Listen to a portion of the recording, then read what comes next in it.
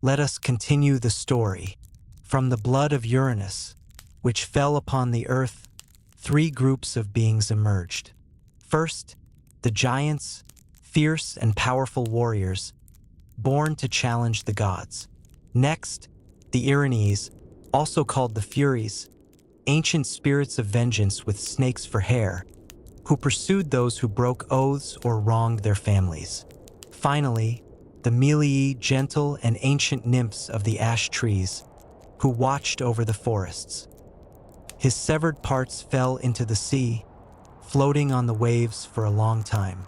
A white foam, known as Aphros, formed around them, and from this foam arose Aphrodite, the goddess of love and beauty. The west wind, Zephyrus, gently guided her to the shore of the island of Cyprus. Where she stepped upon the sand, beautiful flowers sprang forth. The Ori, the goddesses of the seasons, were there to greet her and clothe her in fine garments. She was radiant, and her arrival brought a new feeling into the world. Cronus now ruled alongside his sister Rhea in what was called the Golden Age, a time of peace and abundance. But his mind was never at ease. He could not forget the prophecy given to him by his parents, Gaia and Uranus, which foretold that he would be overthrown by his own child, just as he had overthrown his father. This fear grew into a terrible obsession. So, when Rhea bore him their first child, a daughter named Hestia, he did not celebrate. He took the infant and, despite Rhea's pleas, swallowed her whole. The same fate befell their next children, Demeter, Hera, Hades, and Poseidon. Each was consumed at birth, trapped forever in the dark depths of their father's belly. Rhea's grief was immense, a heavy silence that grew with each lost child. When she was expecting her sixth child, Rhea could bear it no longer. She went to her parents, Gaia and Uranus, for help. They advised her to go to the island of Crete when the time came to hide the birth from Cronus. So, when the pains of labor began, Rhea journeyed to a remote, hidden cave on Mount Ida in Crete. There, surrounded by the divine spirits of the place, she gave birth to a son, Zeus. But this time she had a plan. She quickly wrapped a large stone in swaddling clothes, making it look like a newborn baby. Then, she entrusted the real infant Zeus to the care of the Curetes, her loyal attendants, and the nymph Adrastea. She returned to Cronus and presented him with the bundled stone. Without a second glance, consumed by his paranoia, he took the stone and swallowed it, believing he had once again secured his power. Meanwhile, deep in the cave on Crete, the infant Zeus was safe. The Curetes, fierce warriors, danced a loud, clattering dance, beating their spears against their shields to mask the sound of the baby's cries from any who might be listening. He was nursed by the gentle goat Amalthea, who provided him with rich milk. The bees of the mountain brought him honey, and the nymphs sang him lullabies. He grew not by days, but by hours, his divine strength increasing rapidly, waiting for the moment he would fulfill his destiny. And so the stage was set. The ruler was complacent, believing himself secure. But the true heir was growing in strength, hidden in plain sight, guarded by the very earth itself. The world held its breath, waiting for the inevitable clash that would define a new age. But that is a tale for another time. For now, rest. This is only the beginning. The young god Zeus grew to maturity in the hidden Cretan cave, his divine power nurtured by the earth itself. Amalthea, the she-goat, provided sustenance, while the Curetes continued their rhythmic, clattering dance to shield him.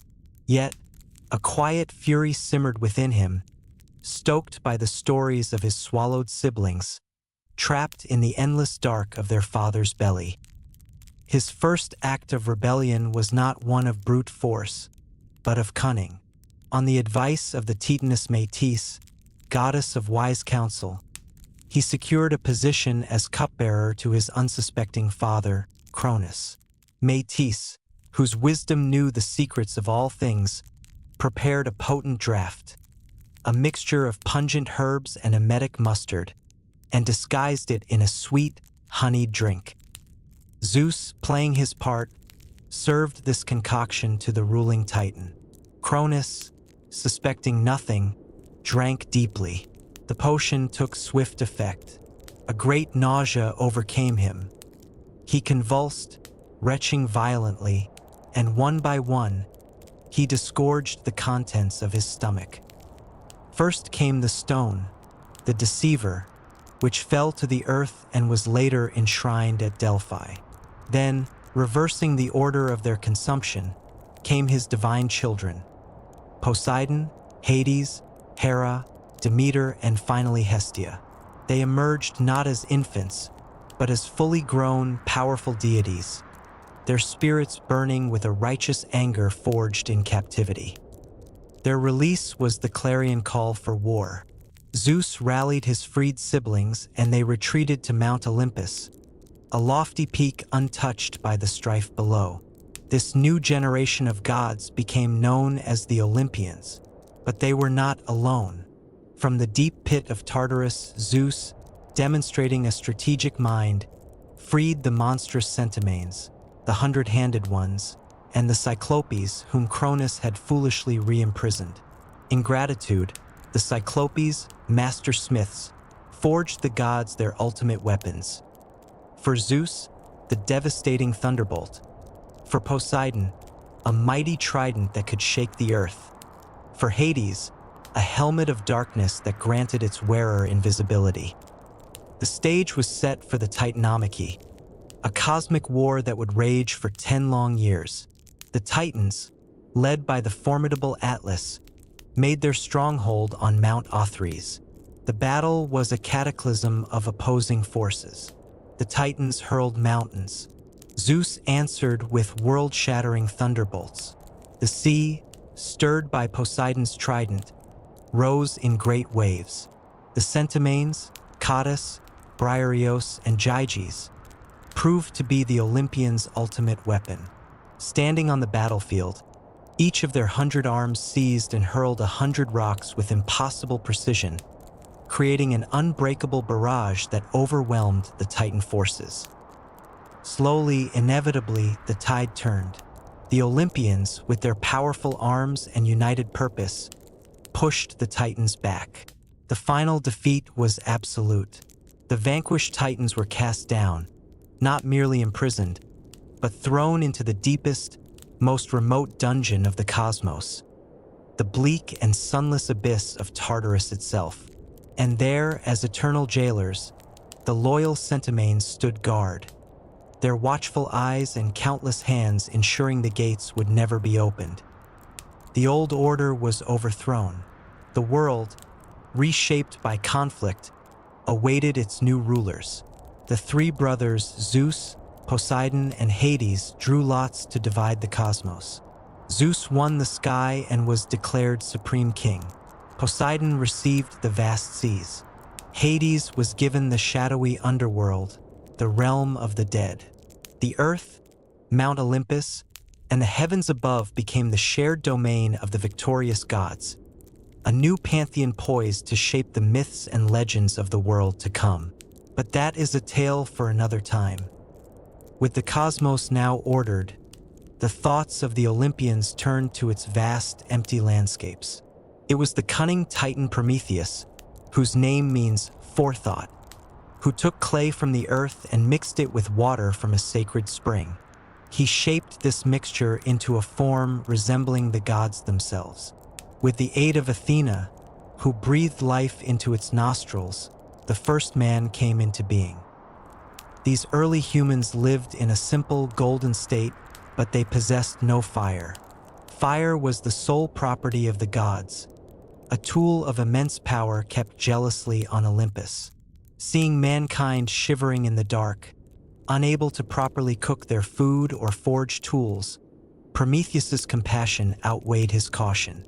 He journeyed to Olympus and, using a fennel stalk, stole a single glowing ember from the chariot of the sun. He hid the spark within the stalk and carried it down to the mortals, gifting them with the means to advance their civilization. This act of defiance did not go unnoticed by Zeus. The king's wrath was swift and terrible. For Prometheus, he devised a personal and eternal punishment.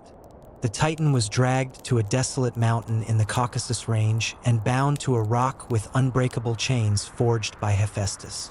Each day, a monstrous eagle, the emblem of Zeus, would descend to tear open his side and devour his liver.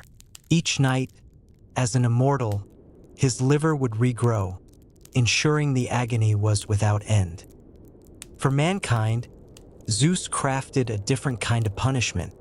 He commanded Hephaestus to mix earth and water and fashion from it the first woman, a creature of breathtaking beauty and cunning. She was named Pandora, meaning all-gifted, for each god bestowed upon her a talent. Aphrodite gave her grace, Hermes gave her persuasive speech and a deceitful heart, and Athena adorned her in fine clothes. Her final gift from Zeus was a large jar, often mistranslated as a box, with a strict instruction never to open it. Pandora was sent as a bride to Epimetheus, Prometheus's foolish brother whose name means afterthought. Despite his brother's warnings never to accept a gift from Zeus, Epimetheus was captivated by her beauty and welcomed her. Consumed by the curiosity the gods had planted within her, Pandora eventually lifted the lid of the jar.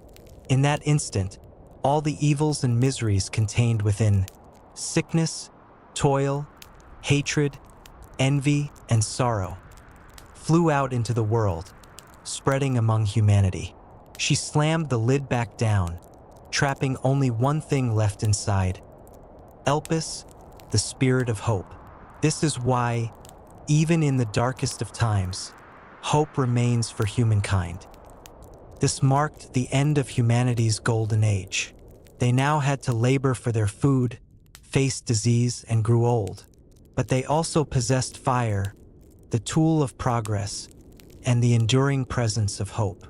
The age of gods making direct, sweeping changes was receding, making way for the era of heroes, mortals, and their complex fates. The age of heroes began to dawn, a time when the paths of gods and mortals intertwined most closely. Zeus himself often looked upon the daughters of men, and from these unions sprang great demigods, figures of immense strength and destiny. The first among these was Heracles, born of Zeus and the mortal woman Alcmene. His power was evident from his infancy, when he strangled two serpents sent by a jealous Hera to his crib. His life would be defined by immense labors and suffering, ordained by the Delphic oracle to atone for a terrible crime committed in a fit of madness sent by the goddess. His 12 labors, from slaying the Nemean lion to capturing the three-headed dog Cerberus from the underworld, became the stuff of legend, a testament to strength enduring against impossible odds. Other heroes carved their names into the fabric of the world through epic quests. Jason, aided by the sorceress Medea, assembled a crew of the greatest heroes, the Argonauts, and sailed on the ship Argo to the far edge of the known world, to Colchis in search of the Golden Fleece. Their journey was a string of wonders and perils: harpies, clashing rocks, and the sleepless dragon that guarded the fleece. His story is one of cunning, betrayal, and the high cost of ambition. In another part of Greece, the master craftsman Daedalus, imprisoned with his son Icarus in the labyrinth he himself designed for King Minos, fashioned wings from feathers and wax.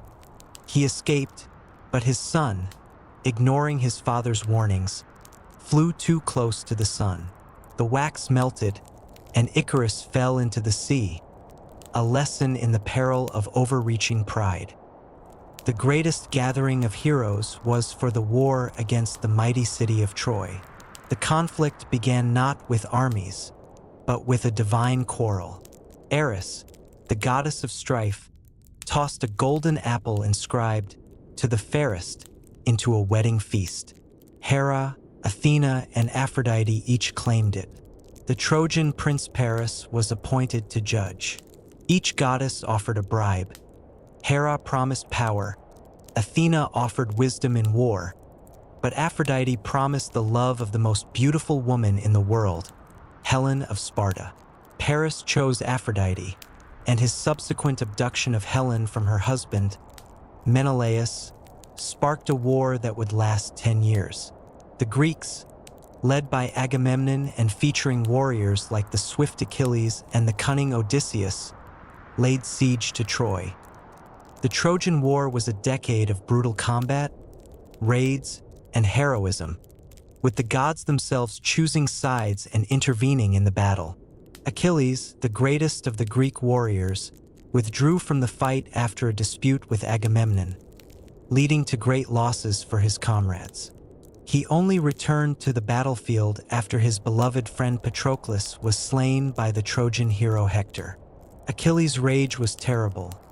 He killed Hector and dragged his body behind his chariot. The war was ultimately won not by strength, but by deception. The Greeks constructed a giant wooden horse, hiding their best warriors within its hollow belly, and left it as an offering before pretending to sail away. The Trojans, believing they had won, brought the horse within their walls. That night, the Greeks emerged, opened the gates for their returning army, and the city was put to the sack and flame. The survivors, like the hero Aeneas, fled to seek new homes, their journeys forming new legends. The aftermath of the Trojan War scattered heroes and spawned new journeys. Odysseus, the king of Ithaca, began his long and arduous voyage home. His would be a journey of 10 years, filled with monstrous encounters and divine obstacles. He faced the Cyclops Polyphemus, blinding the giant son of Poseidon and earning the sea god's bitter wrath. He resisted the seductive song of the sirens by having his crew lash him to the mast and plug their own ears with wax. He navigated between the six-headed monster Scylla and the whirlpool Charybdis, losing men to each. He spent years as a captive lover of the nymph Calypso, who offered him immortality if he would stay, but his heart yearned for home and his faithful wife, Penelope. His cunning and endurance became the model for the long-suffering traveler.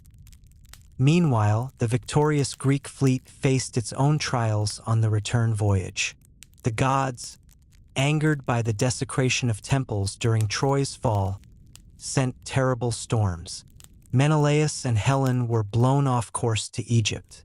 Agamemnon, the great leader of the Greeks, returned to Mycenae only to be murdered in his bath by his vengeful wife, Clytemnestra, and her lover.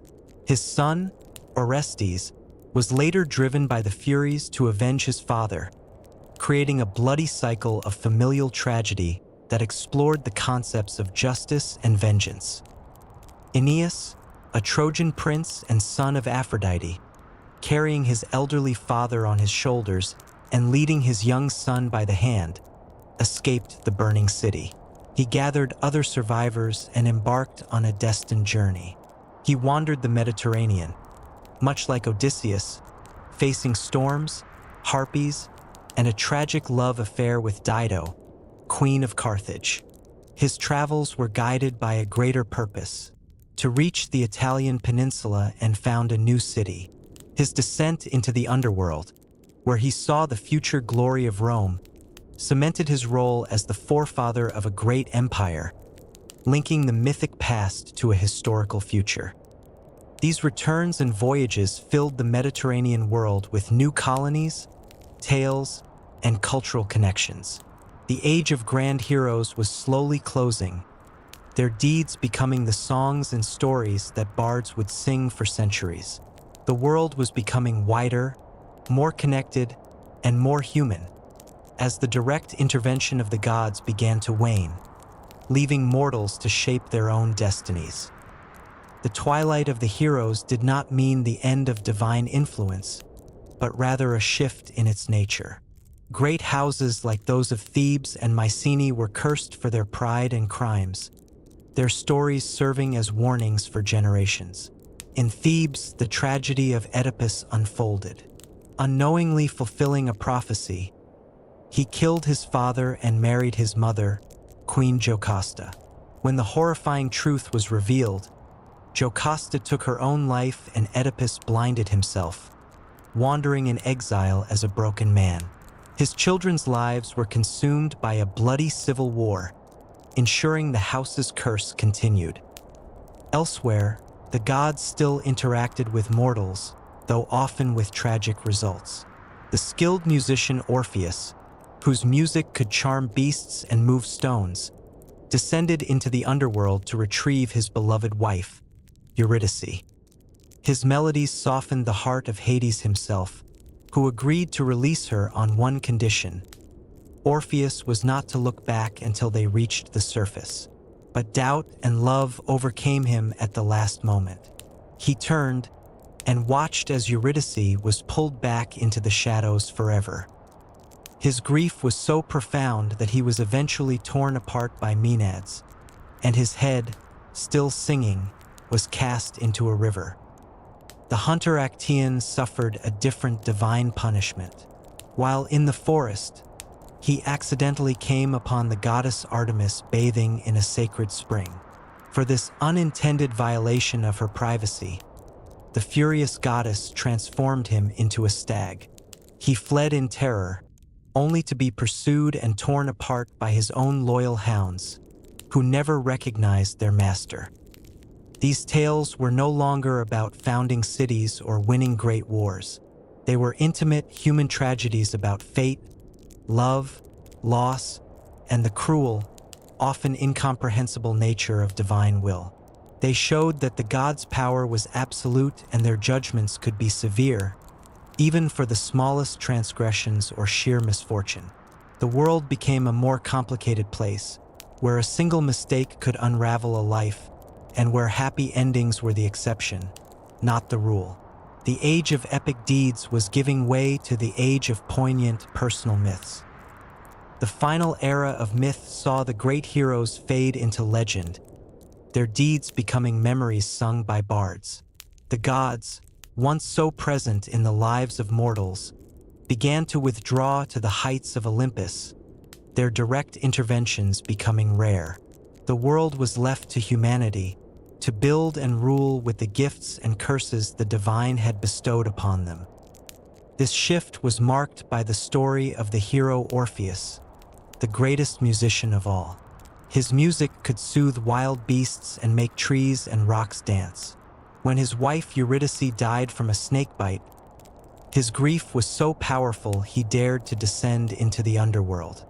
His melodies charmed Charon the ferryman, silenced Cerberus, and even moved the cold hearts of Hades and Persephone. They agreed to release Eurydice on one condition. He must walk ahead of her and not look back until they both reached the sunlight. Overcome by doubt and longing just as he stepped into the open air, Orpheus glanced back. He saw Eurydice's shade for a mere moment before she was pulled back into the darkness, lost to him forever. His grief was endless. He wandered the world, shunning all company, until he was torn apart by followers of Dionysus. His head, still singing, was cast into the river Hebron and carried to the sea.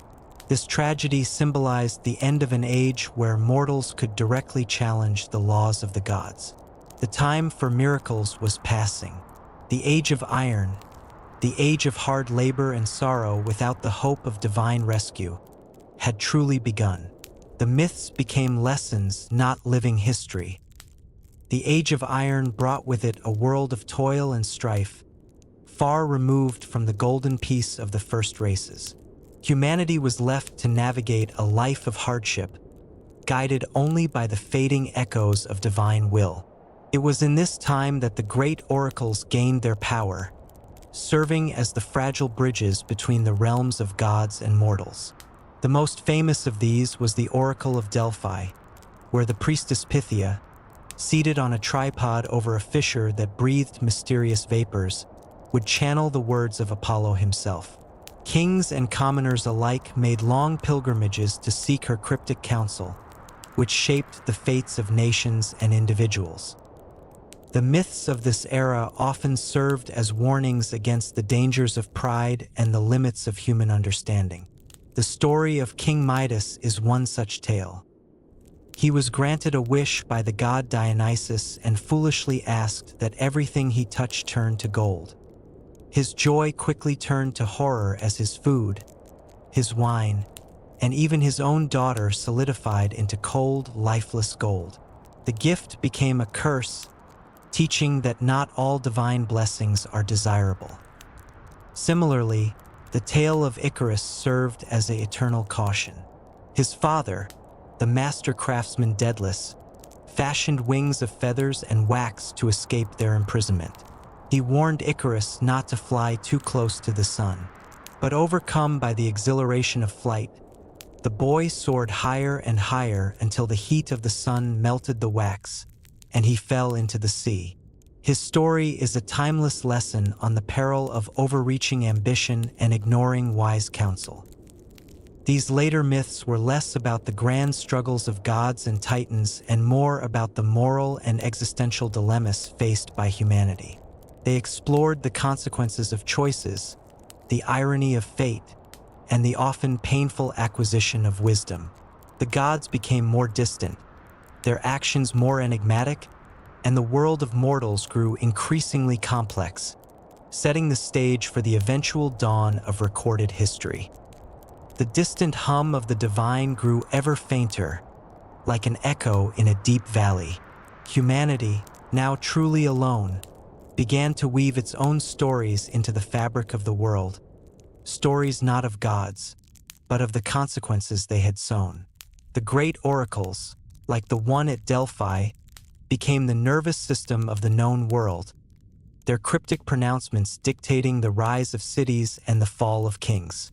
A pilgrimage to Delphi was a journey into the unknown, a desperate grasp for a shred of celestial insight in an increasingly silent cosmos.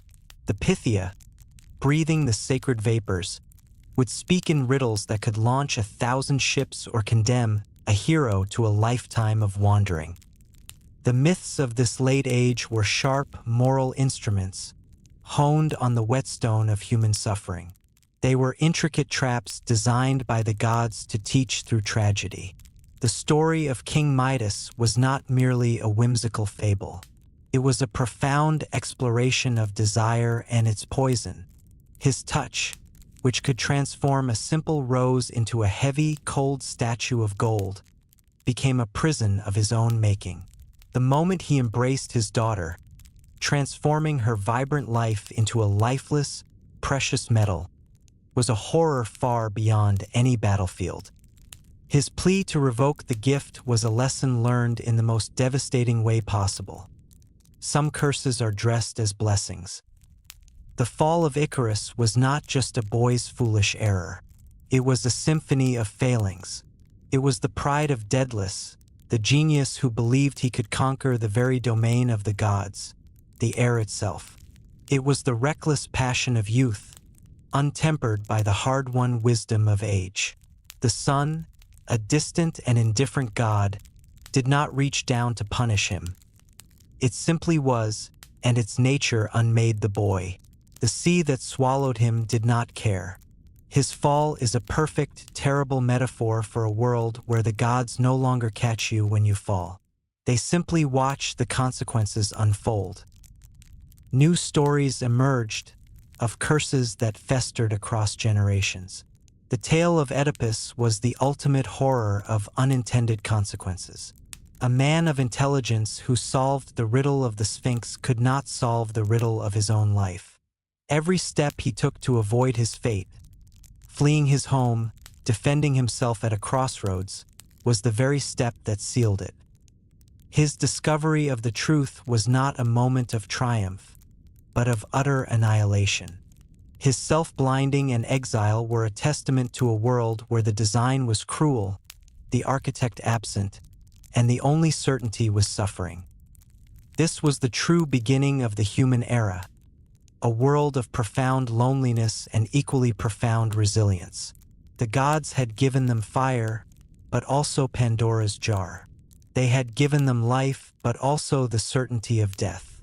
They had left behind stories not to inspire awe, but to warn, to teach, and to remind humanity that they were now the authors of their own fate, for better or for infinitely worse. The age of miracles was over. The age of lessons had begun. This era of profound lessons and lonely resilience also saw the rise of great philosophical questions among mortals. Without the constant presence of gods to provide easy answers, humanity was forced to look inward for meaning and outward for understanding. The once clear boundaries between the divine and the mortal realms grew increasingly blurred, then faded altogether, like a shoreline swallowed by mist. What remained were the stories, the myths, which became a kind of moral and cultural compass. They were no longer living truths but powerful parables, the ancient, inherited wisdom through which people understood their place in a vast and often indifferent universe. The heroes were gone, the oracles fell silent, and all that was left was the enduring human spirit, navigating by the dim stars of old tales. Yet even as the divine faded, its echoes persisted in the rituals of daily life. Farmers still poured libations to Demeter before the harvest, and sailors whispered prayers to Poseidon before setting sail, though they no longer expected a visible sign of favor. The myths had seeped into the soil and the sea, becoming inseparable from the landscape itself.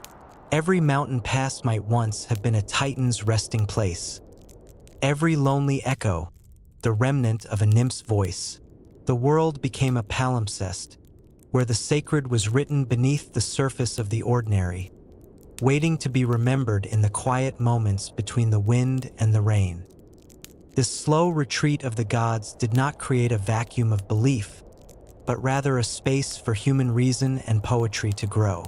The myths, now fixed in epic poems and choral odes, became the curriculum of poets and lawmakers alike. A new kind of hero emerged, not the demigod son of Zeus, but the thinker, the lawgiver, the seeker of wisdom who used these old stories to build new systems of justice, art, and governance. The age of miracles was replaced by the age of meaning, where the greatest quest was no longer to seek a god's favor, but to understand their lessons and one's own soul. 11. This slow retreat of the gods did not create a vacuum of belief, but rather a space for human reason and poetry to grow.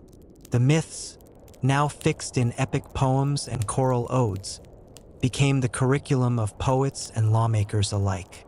A new kind of hero emerged, not the demigod son of Zeus, but the thinker, the lawgiver, the seeker of wisdom who used these old stories to build new systems of justice, art, and governance. The age of miracles was replaced by the age of meaning, where the greatest quest was no longer to seek a god's favor, but to understand their lessons and one's own soul. As the stories solidified into tradition, they began to shape not just thought but identity. The great Pan-Hellenic festivals, like the Olympic Games held in honor of Zeus, became crucial gatherings where scattered Greek communities could reaffirm their shared heritage through ritual competition and artistic performance. Here, the myths were not merely recited. They were reenacted, celebrated, and kept alive in the collective memory. The sculptures of gods and heroes that adorned temples were not idle decorations. They were ideal forms, perfect and distant, reflecting a world where divinity was now seen through the lens of beauty and order rather than raw power. The turbulent passions of Olympus were smoothed into marble, their stories fixed in poses that would endure long after the voices of oracles fell silent. Thus, the mythology of Greece completed its long transformation from living religion to cultural foundation. What began as explanations of thunder and sea storms became the pillars of Western thought. The gods, in their departure, achieved a different kind of immortality. They became symbols, archetypes, and timeless mirrors for humanity's greatest virtues and most tragic flaws. Their stories would go on to inspire empires, shape Renaissance art, and fuel countless retellings, proving that some truths, even when born in fiction, never truly die. They simply wait, sleeping in the pages of time, for new generations to awaken them and find their own meaning within the old tales. The final chapters of Greek mythology are not written in the deeds of gods, but in the quiet acceptance of mortal fate. With the great cycles of creation, rebellion, and heroism complete, the world settled into an order that would be governed by human hands. The gods on Olympus became watchers rather than participants, their myths now serving as the bedrock of culture, art, and law. This was the age where legends hardened into history, and poetry began to weave the chaotic threads of divine stories into a coherent tapestry of human identity. Cities now rose not by the command of Zeus, but through the labor and wisdom of mortals. Athens claimed its name not through a god's whim alone, but because its people chose the gift of Athena's olive tree over Poseidon's saltwater spring. The Acropolis became a monument to this choice, a symbol of civilization's triumph over chaos, its temples standing as marble prayers to gods who no longer walked among them. In Thebes, the tragedies of Oedipus and Antigone were performed in theaters, their themes of fate, family, and statecraft serving as public meditations on the problems of human existence. The myths had become tools for building society, their lessons distilled into laws and their heroes into ideals. Beyond the mainland, the descendants of heroes carried these stories across the seas. The Romans, encountering Greek culture, saw in these myths a divine inheritance they could claim as their own. Zeus became Jupiter, Hera became Juno, and Aphrodite became Venus. The stories were retold, their edges smoothed and their meanings adapted to build a different empire, but their core remained recognizably Greek. Through Rome, these myths would travel even further, embedding themselves into the very foundations of Western thought, art, and literature. And so the world moved on. The age of miracles gave way to the age of reason, but the myths never truly vanished. They lingered in the names of constellations, in the themes of plays, in the sculptures of gardens, and in the metaphors of poets. They became a language for understanding the human condition, a way to speak of love, war, ambition, and loss without having to invent new words. The gods, in their silence, had given humanity the greatest gift of all. Not answers, but questions. Not commands, but stories. And it is in the endless retelling of these stories that they remain, forever alive, forever meaningful, forever echoing in the soul of anyone who gazes at the stars and wonders. This silent legacy of the gods found its most profound expression not in grand monuments, but in the intimate spaces of human creativity. The potter painting a scene of Heracles battling the Nemean lion on a clay vessel was not merely decorating. He was preserving a worldview. The playwright composing a chorus for a tragedy was invoking the Furies not as literal deities, but as manifestations of guilt and conscience. The myths had seeped into the subconscious, becoming a shared dream from which a culture drew its symbols and its deepest fears and aspirations. A simple wedding ceremony echoed the sacred marriage of Hera and Zeus. A funeral rite reflected the descent into the realm of Hades. Divinity had been fragmented into 1,000 daily rituals, each a faint echo of a greater whole.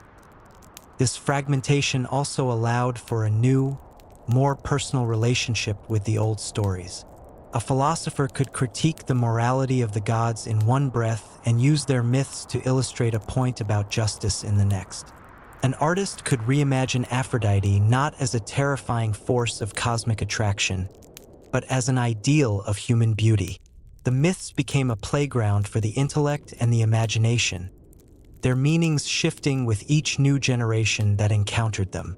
They were no longer dogma to be obeyed, but a rich language to be spoken, interpreted, and even subverted. This adaptability ensured their survival through conquest and cultural shift. When Christianity spread across the Roman world, the old gods were officially dethroned. Yet their stories refused to die. Pan became the model for the Christian devil. The heroic Perseus rescuing Andromeda found a parallel in St. George slaying the dragon. The Muses were transformed into patron spirits of arts and sciences, their names still invoked by poets and scholars.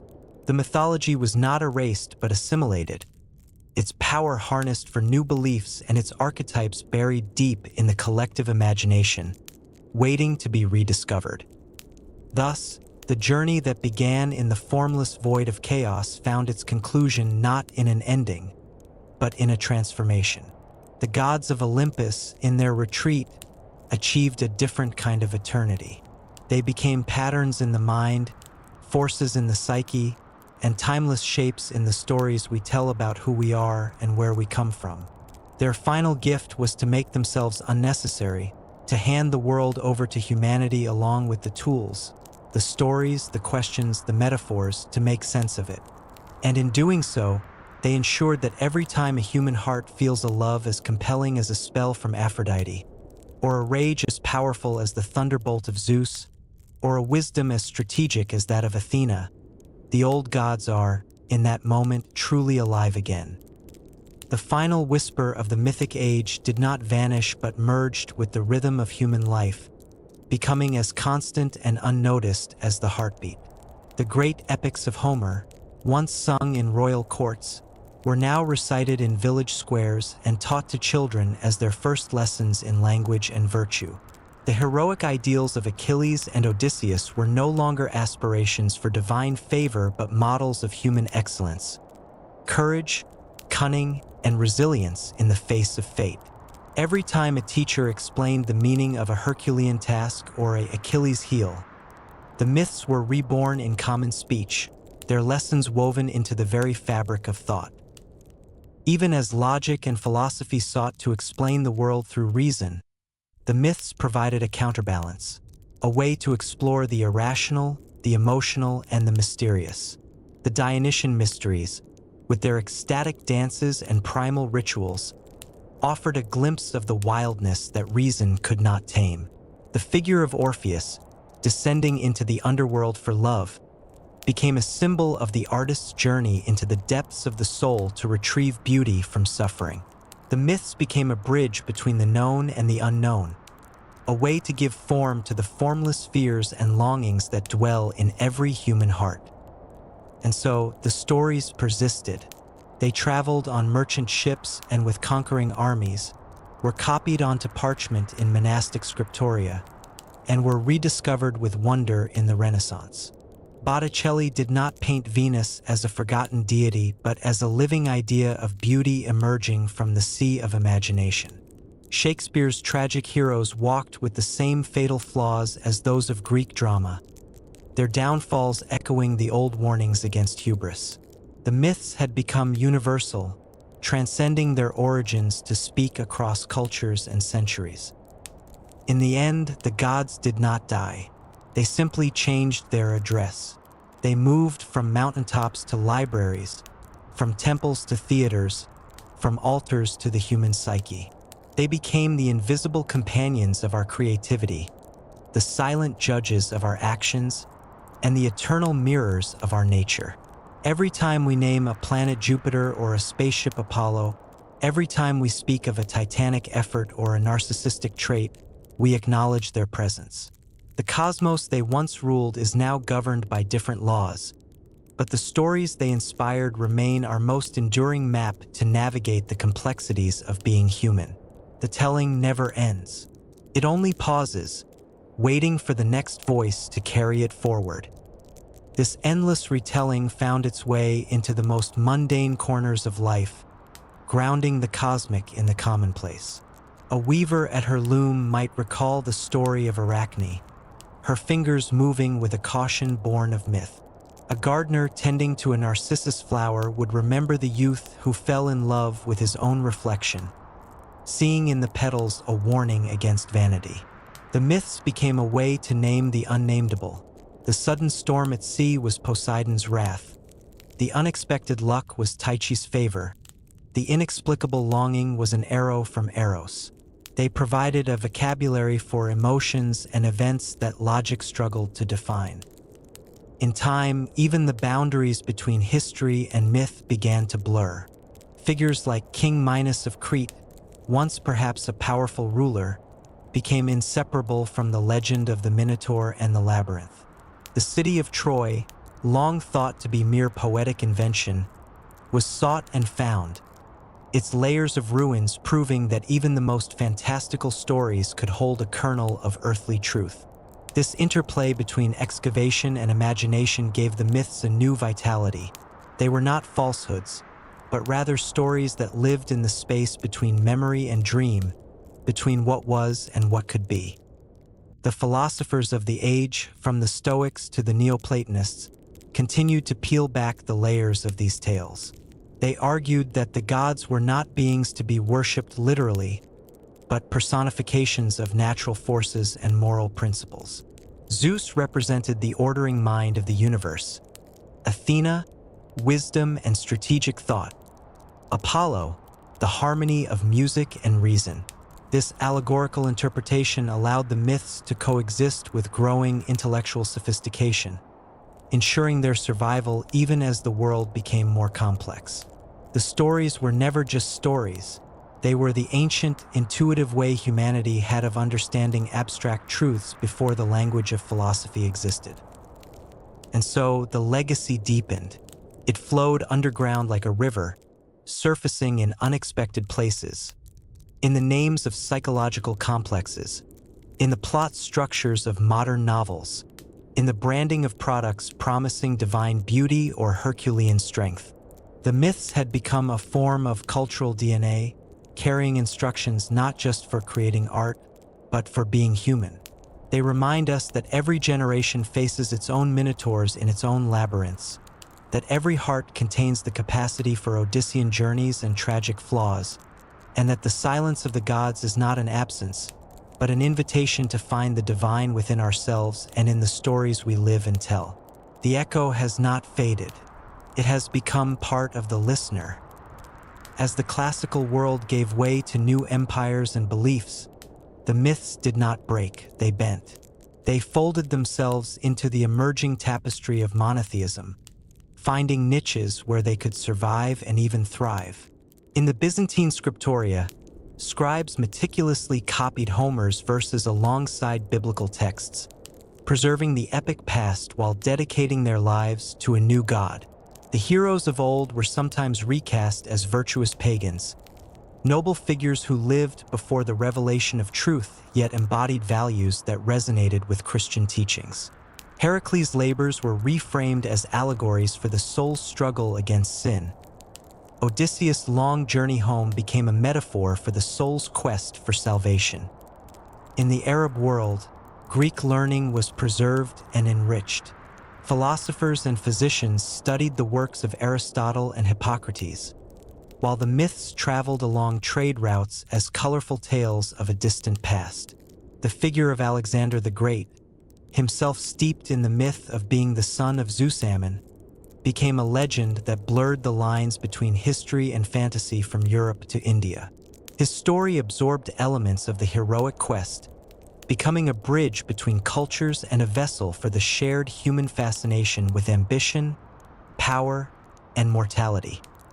Even in the cold north, where different gods were worshipped, the Greek myths found echoes.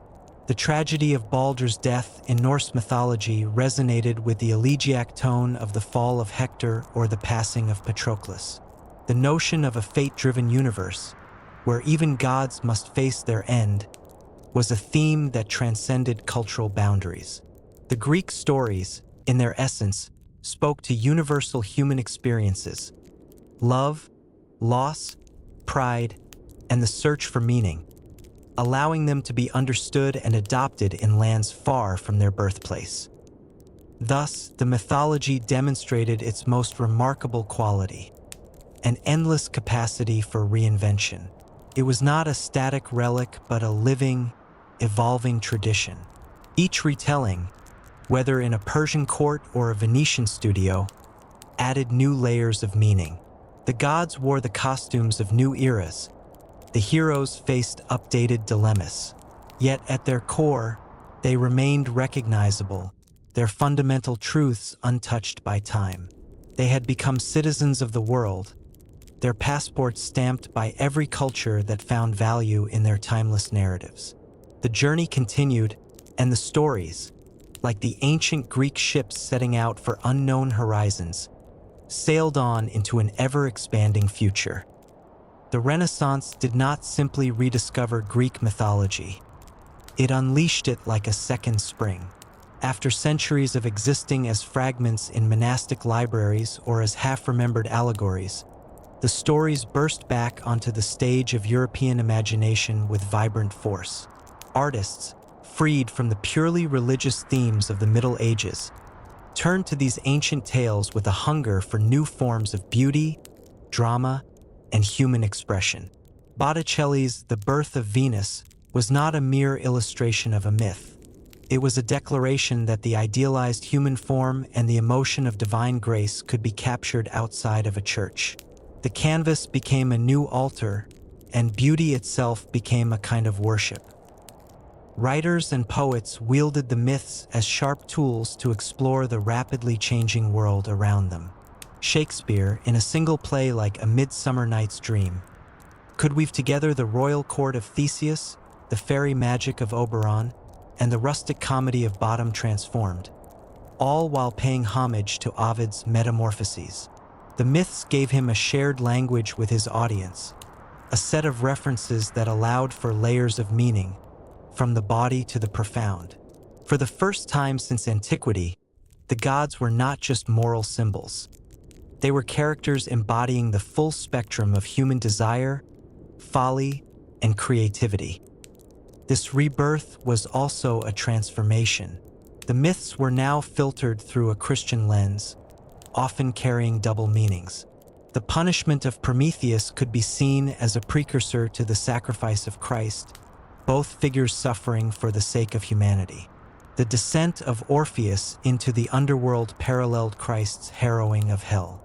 This syncretism allowed the stories to retain their power while adapting to the dominant worldview. They became a neutral ground where pagan sensuality and Christian spirituality could meet, debate, and ultimately enrich one another. The myths proved they were not competitors to faith, but rather its partners in the grand project of understanding what it means to be human. The Enlightenment, with its fierce light of reason, seemed like the final sunset for the gods of Olympus. Philosophers championed logic and science, dismissing myths as superstitious tales for a less enlightened age. Yet, even here in the age of Voltaire and Newton, the old stories found a way to endure. They retreated from the realm of belief but advanced into the realms of psychology and art. The myths were no longer accounts of what happened, but rather maps of the human mind. The German Romantics, in their rebellion against pure rationality, dove deep into this symbolic ocean. Goethe and Schiller saw in the myths the raw, untamed forces of nature and creativity that reason could not contain. For them, Prometheus was not a defeated rebel but the eternal symbol of the creative genius defying the limits set by the gods or by society. The myths became a language for the sublime, for the terrifying and beautiful aspects of existence that lay beyond the neat equations of science. This inward turn laid the groundwork for the most profound reinterpretation of all: psychology. Sigmund Freud, looking for a vocabulary to describe the hidden dramas of the psyche, found it in these ancient stories. He named the complex of a son's rivalry with his father after Oedipus. He saw the labors of Heracles as an allegory for the ego's struggle against the idea's monstrous desires. Carl Jung went further, arguing that the gods and heroes were not just personal symbols but universal archetypes residing in the collective unconscious of all humanity. The figure of the Great Mother, the wise old man, the hero, these were, in Jung's view, psychic patterns as real and influential as instincts, and Greek mythology provided their most vivid cast of characters. Thus, the myths achieved their most surprising evolution. They moved from the external world of mountains and temples to the internal world of dreams and neuroses. They were no longer about appeasing Zeus, but about understanding the self. The oracle's cry was replaced by the psychoanalyst's question. The journey to the underworld became a journey into one's own past. The monsters to be slain were now internal demons of fear and trauma. In this new, psychological age, the myths lost none of their power. They simply changed their address, taking up residence in the one place that would always need them, the human soul. The 20th and 21st centuries did not abandon the myths. They digitized them, democratized them, and set them loose in the global imagination. The archetypes of hero, mentor, and threshold guardian, once formalized by Joseph Campbell's The Hero with 1,000 Faces, became the secret blueprint for countless Hollywood screenplays. From the deserts of Tatooine in Star Wars to the halls of Hogwarts, the monomyth, a pattern echoing the journeys of Odysseus and Theseus, proved endlessly adaptable.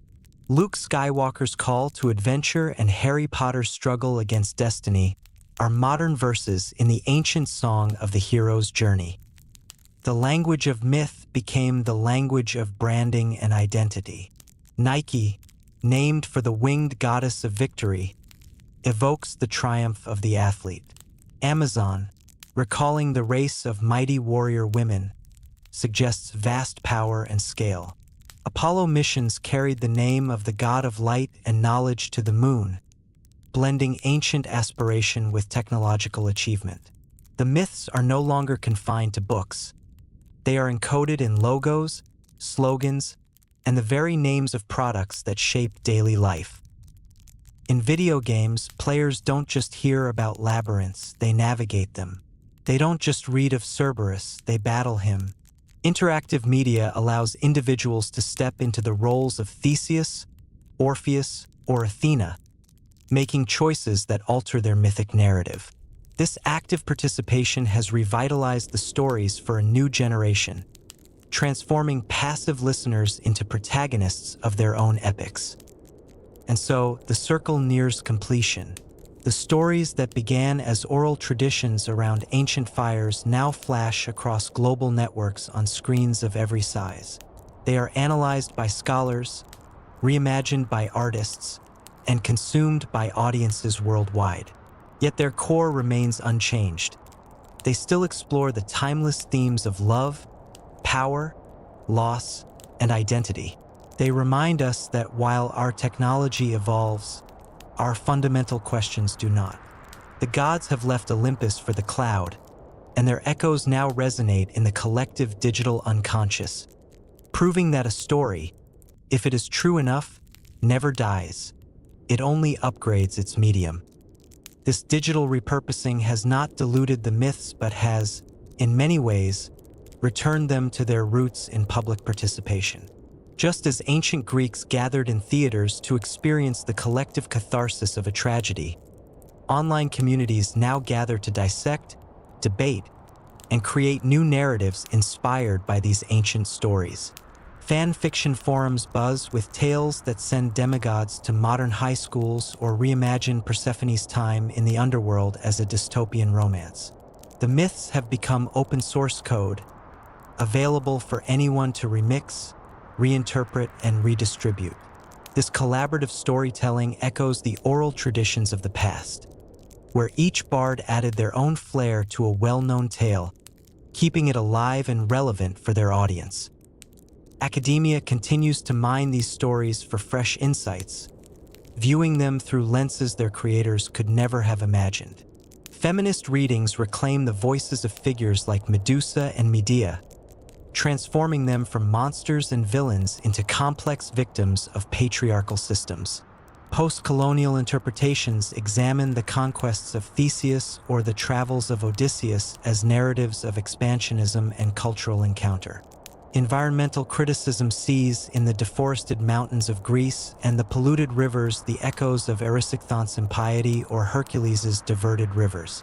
Each new theoretical framework acts like a fresh excavation at an ancient site, revealing another layer of meaning hidden beneath the familiar surface.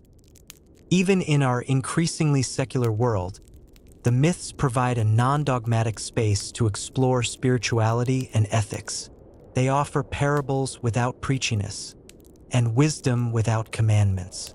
A person might find comfort in the story of Demeter's enduring love for her daughter Persephone, a tale of loss and renewal that mirrors the cycles of nature and human grief. Another might draw strength from the resilience of Odysseus, whose journey is less about defeating monsters than about enduring hardship with intelligence and hope. The myths do not require belief, only engagement. They are a playground for the moral imagination. Thus, the legacy evolves yet again. It is no longer just a cultural heirloom to be preserved behind glass, but a living, breathing conversation. It thrives in the arguments of scholars, the creativity of fans, and the quiet reflections of individuals seeking meaning. The gods have traded their thunderbolts and tridents for memes and metaphors, but their power endures.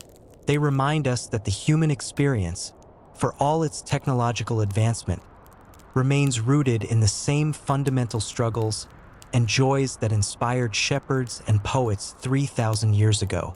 The stories are not history, they are now. In the modern era, the myths found a surprising new resonance in the realms of science and space exploration. NASA, in search of powerful names for its missions, turned to the Olympian gods. The Apollo project, named for the god of light and knowledge, carried humans to the moon.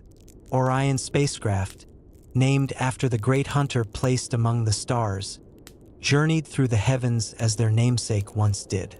Even robotic explorers on Mars carried names like Perseverance, a concept that would have been deeply familiar to Hercules or Odysseus. In film and television, the characters of mythology were reborn with new depth. Medusa was no longer merely a monster to be slain, but often portrayed as a victim of divine injustice, her petrifying gaze becoming a powerful metaphor for trauma and isolation. Hades, ruler of the underworld, was reimagined not as a villain but as a stern, solemn god fulfilling a necessary duty, maintaining balance between the realms of the living and the dead. These nuanced portrayals allowed ancient stories to explore contemporary themes of justice, power, and identity. The digital age also enabled a new form of myth-making through video games. Players could actively participate in these epic narratives, making choices that shaped their own heroic journeys. They faced challenges inspired by the labors of Hercules, solved riddles like Oedipus confronting the Sphinx, and navigated intricate relationships with digital representations of gods whose favor could mean the difference between virtual life and death. This interactive storytelling created a deeply personal connection to the myths, allowing individuals to not just hear the stories, but to live them. Through these new mediums, the myths demonstrated their timeless adaptability. They provided a framework for understanding humanity's greatest achievements, like touching the face of the moon and our most personal struggles. The stories remained essential because they continued to do what they have always done: help us see the epic in the everyday and find the divine in our own humanity. The threads of mythology continued to weave through the fabric of global culture, surfacing in the unlikeliest of places. A financial analyst might refer to a Herculean task when facing a daunting quarterly report, while a therapist might help a patient identify their Achilles heel, a vulnerability hidden beneath apparent strength. The myths had become shorthand for complex human experiences, their characters and plots evolving into universal metaphors understood across languages and borders. This linguistic adoption was perhaps the surest sign of the story's vitality. Words like Titanic, Odyssey, chaotic, and aphrodisiac were used daily by people who might never have read Homer or Hesiod, yet they carried the essence of those ancient tales within them. The brand Amazon, evoked a race of powerful female warriors, while the sports brand Nike borrowed the name of the winged goddess of victory. The myths had transcended storytelling to become building blocks of modern language itself. In literature, authors like James Joyce, Margaret Atwood, and Rick Riordan demonstrated the endless adaptability of these narratives. Joyce's Ulysses meticulously paralleled Odysseus's journey through a single day in modern Dublin, proving the hero's quest could be internalized within an ordinary life. Atwood's The Penelopiad retold the Odyssey from the perspective of Odysseus's wife, Penelope, giving voice to a character previously defined by her silence and patience. Riordan's Percy Jackson series introduced a new generation to the Greek gods by reimagining them as figures active in the contemporary world, their children attending summer camp to learn to control their divine powers. These retellings did more than entertain. They questioned and expanded the original narratives. They asked who had been left out of the old stories and why. They explored the perspectives of women, servants, and monsters, characters often marginalized in the ancient epics. In doing so, they ensured the myths remained not as static relics, but as living conversations that continued to grow, challenge, and inspire. The gods might have left their temples, but they had found a permanent home in the human imagination, their stories as relevant now as they were 3,000 years ago. Of course, let us return to the core of the mythology itself. The story continues with the reign of Zeus and the Olympians, now secure upon their heavenly throne. Yet the world below was empty. The time had come to populate it. It was the clever Titan Prometheus, the forethinker, who took it upon himself to shape the first humans. From clay and water, he formed figures in the image of the gods. The goddess Athena, impressed by his work, breathed life into their fragile clay bodies, and they awoke. These early humans lived simply in a world without fire, a tool jealously guarded by Zeus on Olympus. Seeing them shiver in the dark, unable to cook their food or forge metal, Prometheus's compassion overruled his caution. He journeyed to Olympus and, using a hollow fennel stalk, stole a single glowing ember from the sun chariot. He carried this spark down to humanity, gifting them with the means to advance, to create, and to thrive. Zeus's wrath was swift and terrible. For mankind, he crafted a punishment dressed as a gift. He commanded Hephaestus to mix earth and water and fashion the first woman, Pandora. Each god bestowed upon her a seductive gift. Aphrodite gave her beauty, Hermes gave her persuasive speech and a deceitful heart, and Athena adorned her in fine clothes. Her final present from Zeus was a large jar she was forbidden to ever open. She was sent to Epimetheus, Prometheus's foolish brother, who ignored his brother's warnings and accepted her. Consumed by the curiosity the gods had planted within her, Pandora eventually lifted the lid. In that instant, all the evils and miseries contained within sickness, toil, hatred, envy, and sorrow flew out into the world, spreading among humanity. She slammed the lid back down, trapping only one thing left inside: Elpis, the spirit of hope. This is why, even in the darkest of times, hope remains for humankind.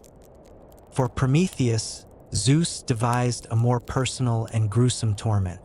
The Titan was dragged to a desolate mountain in the Caucasus and bound to a rock with unbreakable chains. Each day, a monstrous eagle would descend to tear open his side and devour his liver. Each night, as an immortal, his liver would regrow, ensuring the agony was eternal. His screams of pain echoed across the cliffs, a constant reminder of the price of defying the king of the gods. This act marked the end of humanity's golden age. They now had to labor for their food, faced disease, and grew old. But they also possessed fire, the tool of progress, and the enduring presence of hope. The age of gods making direct, sweeping changes was receding, making way for the era of heroes, mortals, and their complex fates, guided by the gifts and curses the divine had bestowed upon them.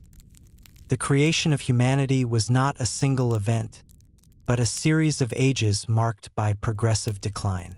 First came the golden race, fashioned by the gods during the reign of Cronus. These humans lived without sorrow or toil, their bodies never aging, their days filled with peace. When they died, they simply fell into gentle sleep, becoming benevolent spirits that wandered the earth, watching over the living. Next came the silver race created by the Olympians.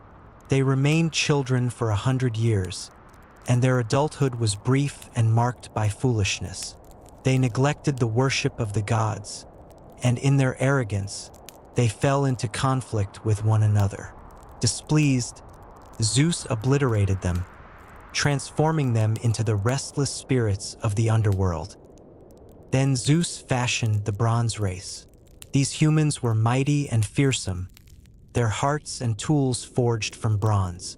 They were consumed by violence and war, eventually destroying themselves through endless conflict. Their souls descended to Hades, leaving no memory behind. The fourth age brought the race of heroes, a nobler but tragic generation.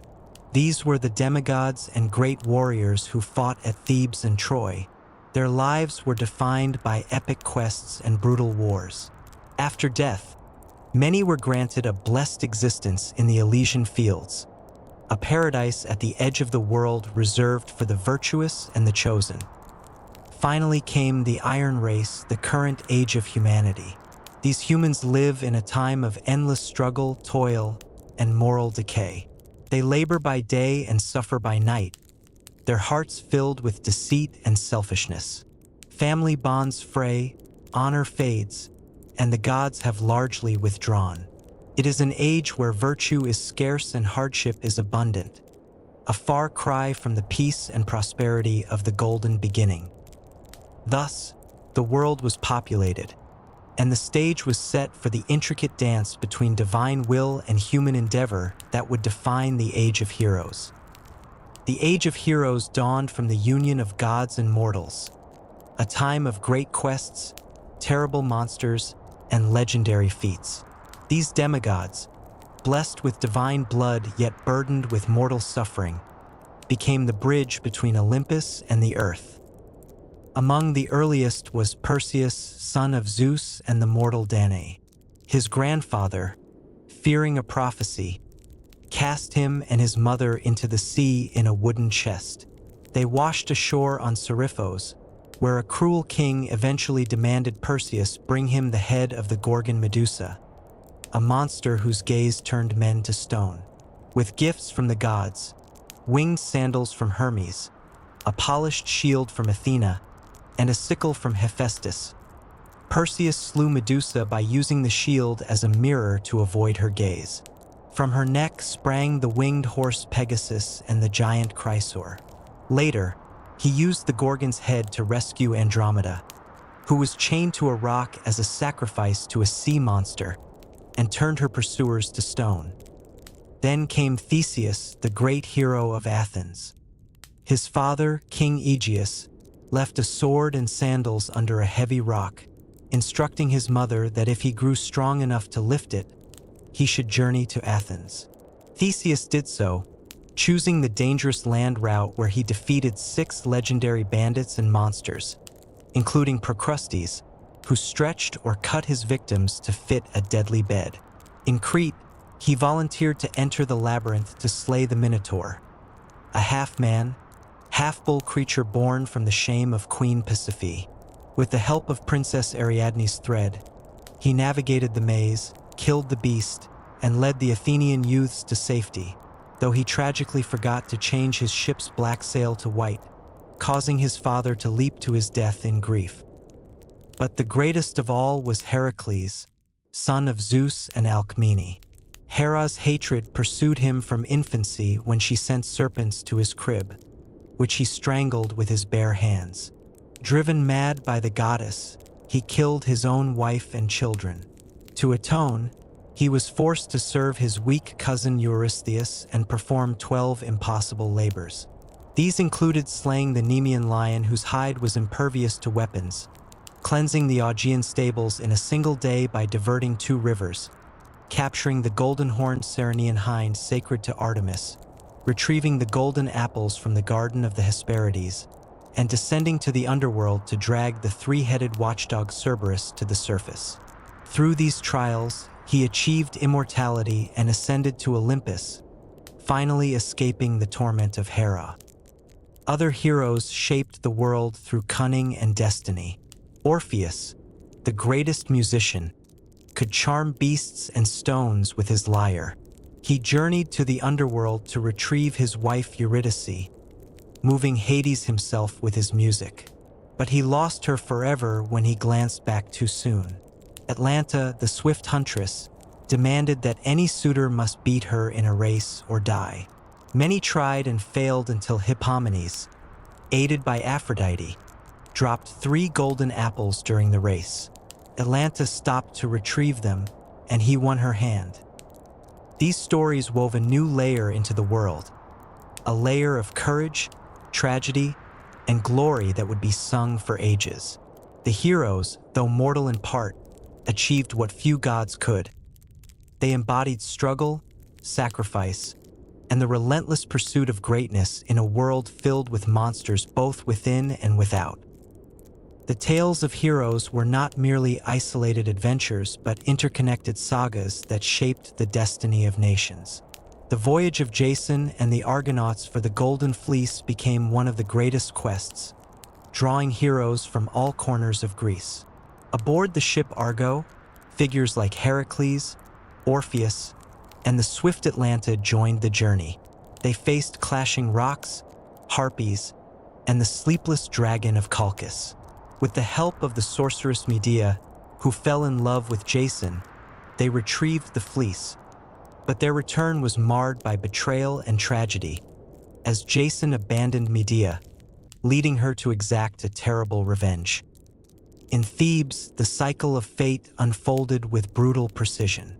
Oedipus, hailed as the savior for solving the Sphinx's riddle, unknowingly killed his father and married his mother, Jocasta. When the truth was revealed, Jocasta took her own life, and Oedipus gouged out his eyes, wandering in exile as a broken man. His children's lives were consumed by a civil war that ended with both brothers, Eteocles and Polynices, killing each other. Their sister Antigone defied King Creon to bury Polynices, resulting in her own tragic death. A story that became the ultimate lesson in the conflict between divine law and human authority. The Trojan War, the most famous of all Greek conflicts, began with a divine quarrel. Eris, the goddess of strife, tossed a golden apple inscribed, "To the fairest among Hera, Athena, and Aphrodite." Paris, a prince of Troy, was chosen to judge. Hera offered power. Athena promised wisdom in war, but Aphrodite won with the promise of the most beautiful woman in the world, Helen, wife of Menelaus of Sparta. Paris's abduction of Helen sparked a war that lasted 10 years, drawing heroes like Achilles, the invincible warrior with a vulnerable heel, Odysseus, the cunning strategist, and Hector, the noble Trojan prince. The war was not decided by strength alone, but by trickery. Odysseus devised the plan of the Trojan horse, a giant wooden offering left at the gates of Troy. The Trojans, believing it a gift, brought it inside their walls. That night, Greek warriors emerged from its hollow belly, opened the gates, and the city was destroyed. The aftermath scattered the heroes. Menelaus reclaimed Helen, Odysseus began his long voyage home, and the Trojan prince Aeneas fled to found a new destiny that would one day lead to Rome. These stories of heroes, their triumphs, flaws, and tragedies, became the moral and cultural bedrock of ancient Greece. They illustrated the capriciousness of the gods, the power of fate, and the enduring human spirit striving for glory, love, and meaning in a world where even the greatest could fall. The aftermath of the Trojan War scattered heroes across the known world, their journeys home becoming legends in their own right. Odysseus, king of Ithaca, faced perhaps the most famous odyssey, a 10-year voyage filled with monstrous perils and divine obstacles. He outwitted the Cyclops Polyphemus, blinding the giant son of Poseidon and earning the sea god's lasting wrath. He resisted the hypnotic song of the sirens by having his crew lash him to the mast and plug their own ears with wax. He navigated the narrow strait between the six-headed monster Scylla and the whirlpool Charybdis, losing men to each terror. For 7 years, he was held captive by the nymph Calypso, who offered him immortality if he would stay, but his heart yearned for his wife, Penelope, and his homeland. His return to Ithaca was not an end but a new beginning, a stealthy reclamation of his throne from the suitors who had plagued his household. Other heroes faced darker homecomings. Agamemnon, commander of the Greek forces, returned to Mycenae only to be murdered in his bath by his wife, Clytemnestra, and her lover, Aegisthus. His death avenged years later by his son Orestes, who was then hounded by the Furies for the crime of matricide, a cycle of violence that explored the clash between ancient blood law and emerging justice. Meanwhile, Aeneas, a Trojan prince and son of Aphrodite, carried his elderly father on his shoulders and led his young son by the hand from the burning ruins of Troy. Guided by prophecy, he gathered other survivors and embarked on a destined journey to found a new city. His travels mirrored those of Odysseus, storms sent by vengeful gods, a tragic love affair with Dido, queen of Carthage, and a descent into the underworld where he saw the future glory of Rome. His story, immortalized by Virgil, bridged Greek myth and Roman destiny, making him the mythic ancestor of Augustus Caesar. These returns and voyages filled the Mediterranean with new colonies, tales, and cultural connections. The age of grand heroes was slowly closing, their deeds becoming the songs and stories that bards would sing for centuries. The world was growing wider, more connected, and more human, as the direct intervention of the gods began to wane, leaving mortals to shape their own destinies. The twilight of the heroes gave way to an age of smaller wonders and quieter sorrows. The great wars were over, the monsters slain or driven to forgotten corners of the earth. Yet the gods had not entirely withdrawn. They simply intervened in ways more subtle, more personal. Their actions now sparked not epic wars, but intimate tragedies that revealed the delicate, often cruel balance between mortal ambition and divine will. In this era, artistry and hubris walked hand in hand. Daedalus, the master craftsman, architect of the labyrinth that had held the Minotaur, found himself and his young son Icarus imprisoned within its very walls, a cruel irony devised by King Minos. To escape, Daedalus fashioned wings from feathers and wax, a marvel of invention. But his genius carried the seed of tragedy. He warned Icarus not to fly too close to the sun, yet the boy, drunk with the thrill of flight, soared higher and higher. The wax melted, the wings failed, and Icarus fell into the sea that now bears his name.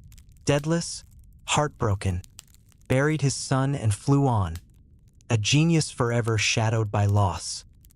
Elsewhere, the power of music revealed both its beauty and its peril. Orpheus, whose lyre could charm stones and calm storms, descended into the underworld to reclaim his wife, Eurydice. His music softened the hearts of Hades and Persephone, a feat no hero had ever accomplished. They agreed to release Eurydice on one condition: he must not look back until they reached the world above. But love and doubt overwhelmed him at the last moment. He turned, and she vanished forever, her second death more final than the first. His grief was so profound that he wandered the world, shunning all human contact, until he was torn apart by Maenads in a frenzy. His head, still singing, floated down the river Hebros, a haunting reminder of art's power and its limits. Not all stories ended in despair. Some spoke of transformation and resilience. Pygmalion, a sculptor disgusted by the flaws of mortal women, carved a statue of such perfect beauty that he fell in love with it. He prayed to Aphrodite, who, touched by his devotion, breathed life into the ivory figure. Galatea became his wife, a testament to the power of love and artistry to reshape reality itself. Yet even love could be a punishment. The hunter Actaeon, while wandering in the forest, accidentally came upon the goddess Artemis bathing. For this unintended violation, the furious goddess transformed him into a stag. He fled in terror, only to be pursued and torn apart by his own hounds, a brutal lesson in the unforgiving nature of divine purity. These later myths were no longer about glory or destiny, but about the fragile boundaries between humanity and divinity, creation and destruction, love and loss. They showed that the gods' attention had turned inward, from the fate of nations to the souls of individuals. The world grew quieter, but no less dangerous. Monsters now lurked not in forests, but in the human heart. Pride, curiosity, desire. And the heroes of this age were not those who conquered kingdoms, but those who navigated the intricate, often painful truths of what it meant to be mortal in a world still watched by capricious, inscrutable gods. The final era of myth was not one of dramatic endings, but of gradual fading, a slow blending of the divine into the mundane. The great oracles, like the one at Delphi, still whispered prophecies, but their voices grew softer, their meanings more veiled. Heroes no longer walked the earth in the flesh. They lived on in songs, their deeds polished by retelling until they shone like smooth stones. The gods became concepts, their stories lessons, their names invoked more out of habit than conviction. This was the age of subtle influence.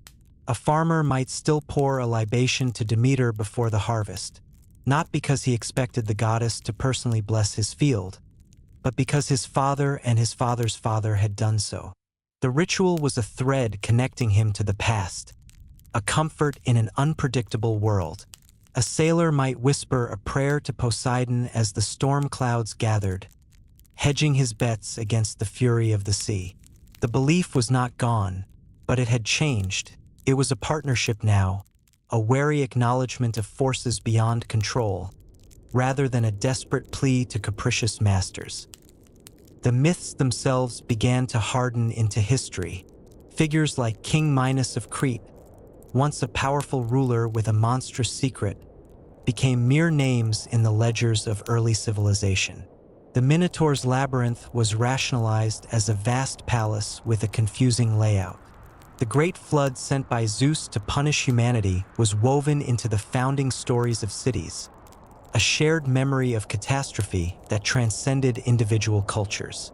The line between what had happened and what felt like it should have happened blurred beyond recognition. This was also the age of the philosopher. Thinkers like Socrates, Plato, and Aristotle began to dissect the old stories, not to dismiss them, but to find the deeper truths hidden within. For them, the battles of the gods were allegories for the conflicts within the human soul. The cunning of Odysseus was a model for intellectual perseverance. The labors of Heracles became a metaphor for the soul's struggle against base desires. The myths were not lies. They were the ancient, intuitive way humanity had of understanding abstract truths before the language of philosophy existed. And so the world moved on. The age of miracles gave way to the age of reason, but the myths never truly vanished. They lingered in the names of constellations, in the themes of plays, in the sculptures of gardens, and in the metaphors of poets. They became a language for understanding the human condition, a way to speak of love, war, ambition, and loss without having to invent new words. The gods, in their silence, had given humanity the greatest gift of all. Not answers, but questions. Not commands, but stories. And it is in the endless retelling of these stories that they remain, forever alive, forever meaningful. The stories of the gods and heroes did not simply fade away.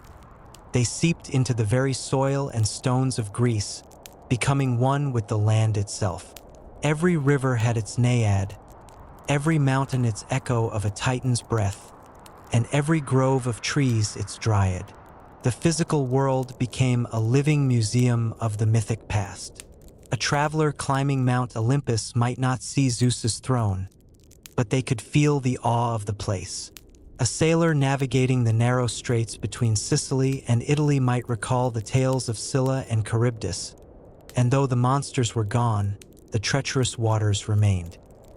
This deep connection between myth and place allowed the stories to survive even as belief in the literal gods waned. The ruins of Mycenae were not just old stones, they were the home of Agamemnon. The island of Crete held not just ancient palaces, but the memory of the Minotaur's labyrinth. The myths gave meaning to the landscape, and the landscape, in turn, gave the myths a tangible reality that kept them alive in the collective imagination. As Greece became part of the Roman Empire, the stories found new patrons. The Romans, pragmatic and organized, saw the value in the Greek myths. They adopted them wholesale, though not without change. Zeus became Jupiter, Hera became Juno, and Ares became Mars. The stories were retold with a Roman sensibility: less poetry, more politics; less whimsy, more virtue. Virgil's Aeneid rewrote the Trojan War's aftermath, making it a patriotic founding myth for Rome itself. Ovid's Metamorphoses collected the tales of transformation, focusing on the themes of change and passion that resonated with a sophisticated, urban audience. This Roman adoption ensured the myth's survival through the centuries. Even as the empire Christianized, the stories were too deeply embedded in art, literature, and rhetoric to be erased. They were studied as classics, as examples of eloquence and moral instruction, though their religious power was stripped away. The gods became literary characters, their adventures exercises for schoolboys and subjects for artists. And so the myths entered their long sleep, not dead but dormant. They waited in manuscripts copied by monks, in mosaics buried by time, in the patterns of the stars that still bore the names of heroes and monsters.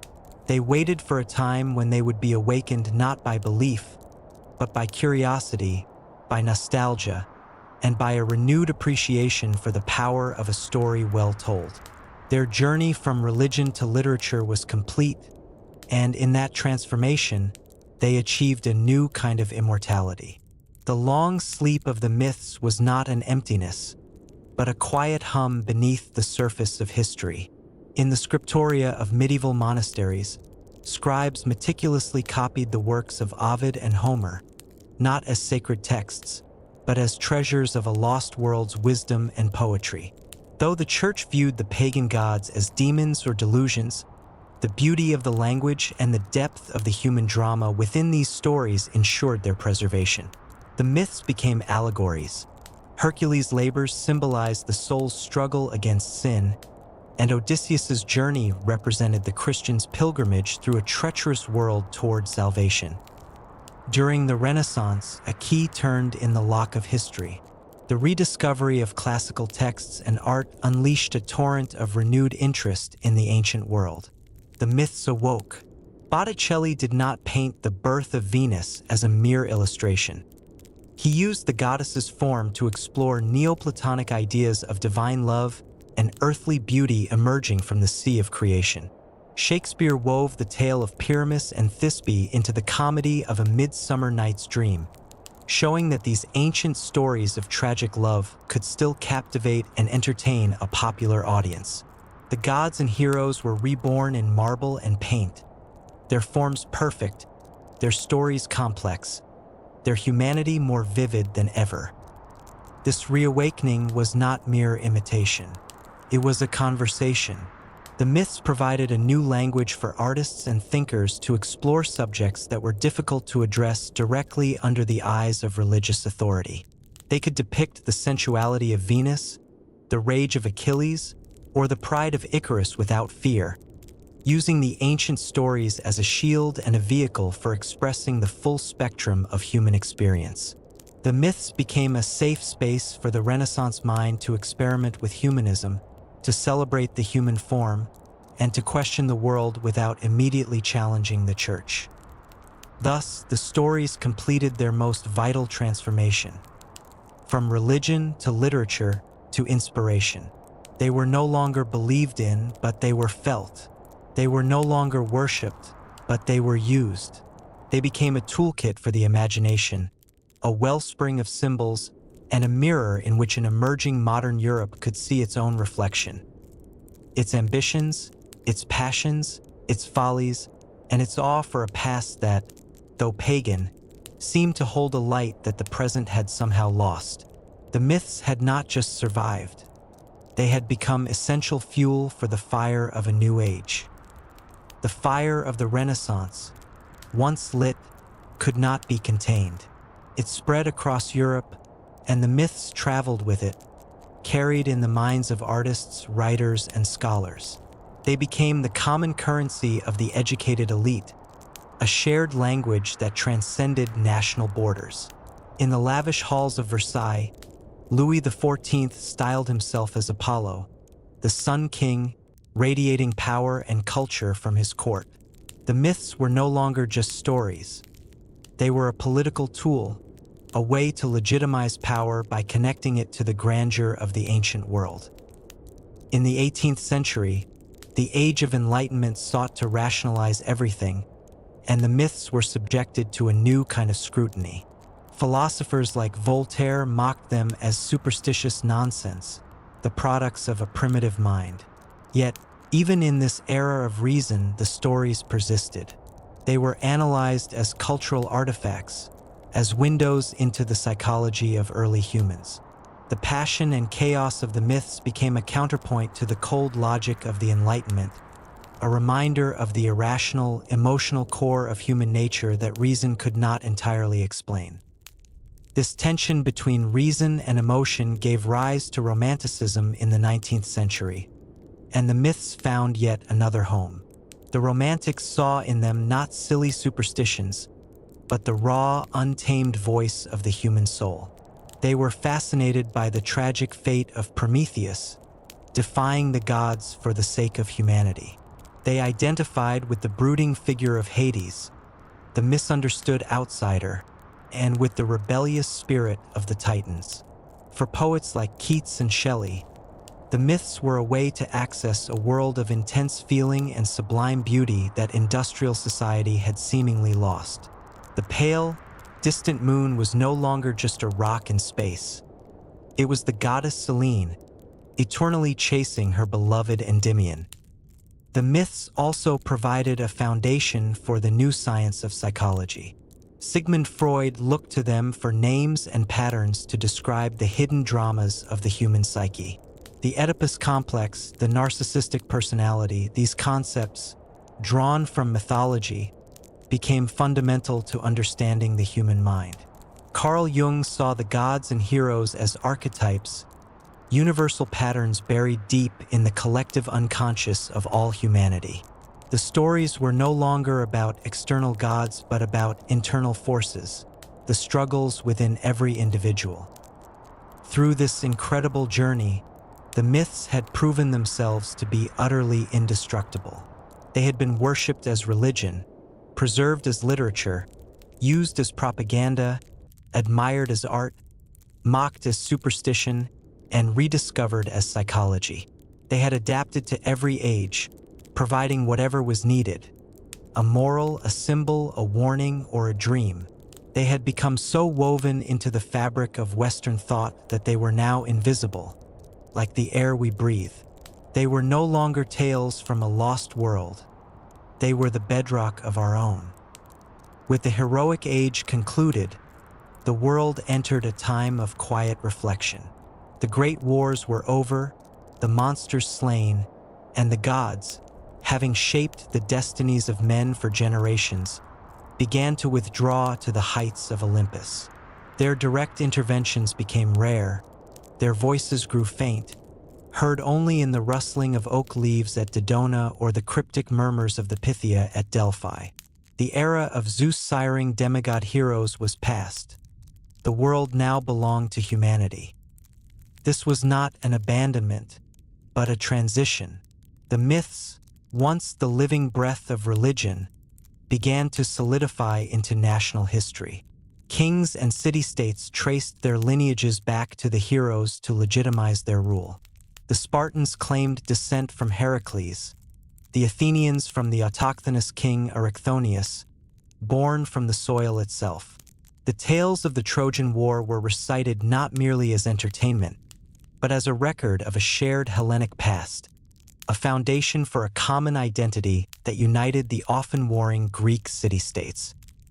The stories also became the essential curriculum for poets and playwrights.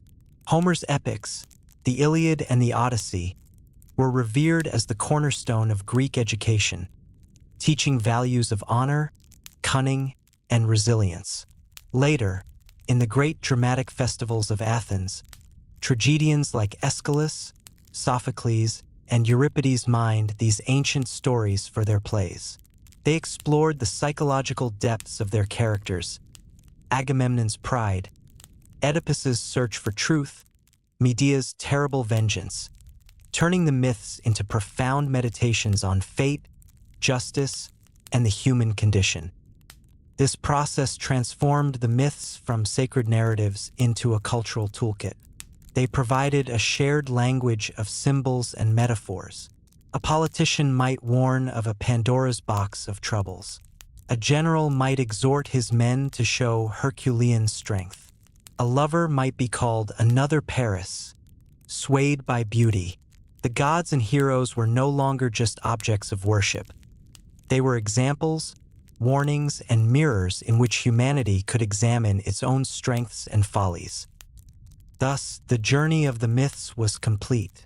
They had descended from the cosmic to the human, from the divine to the historical.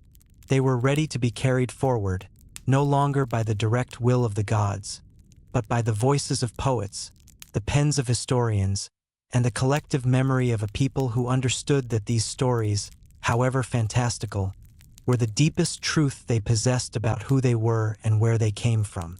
The age of miracles was over. The age of meaning had begun.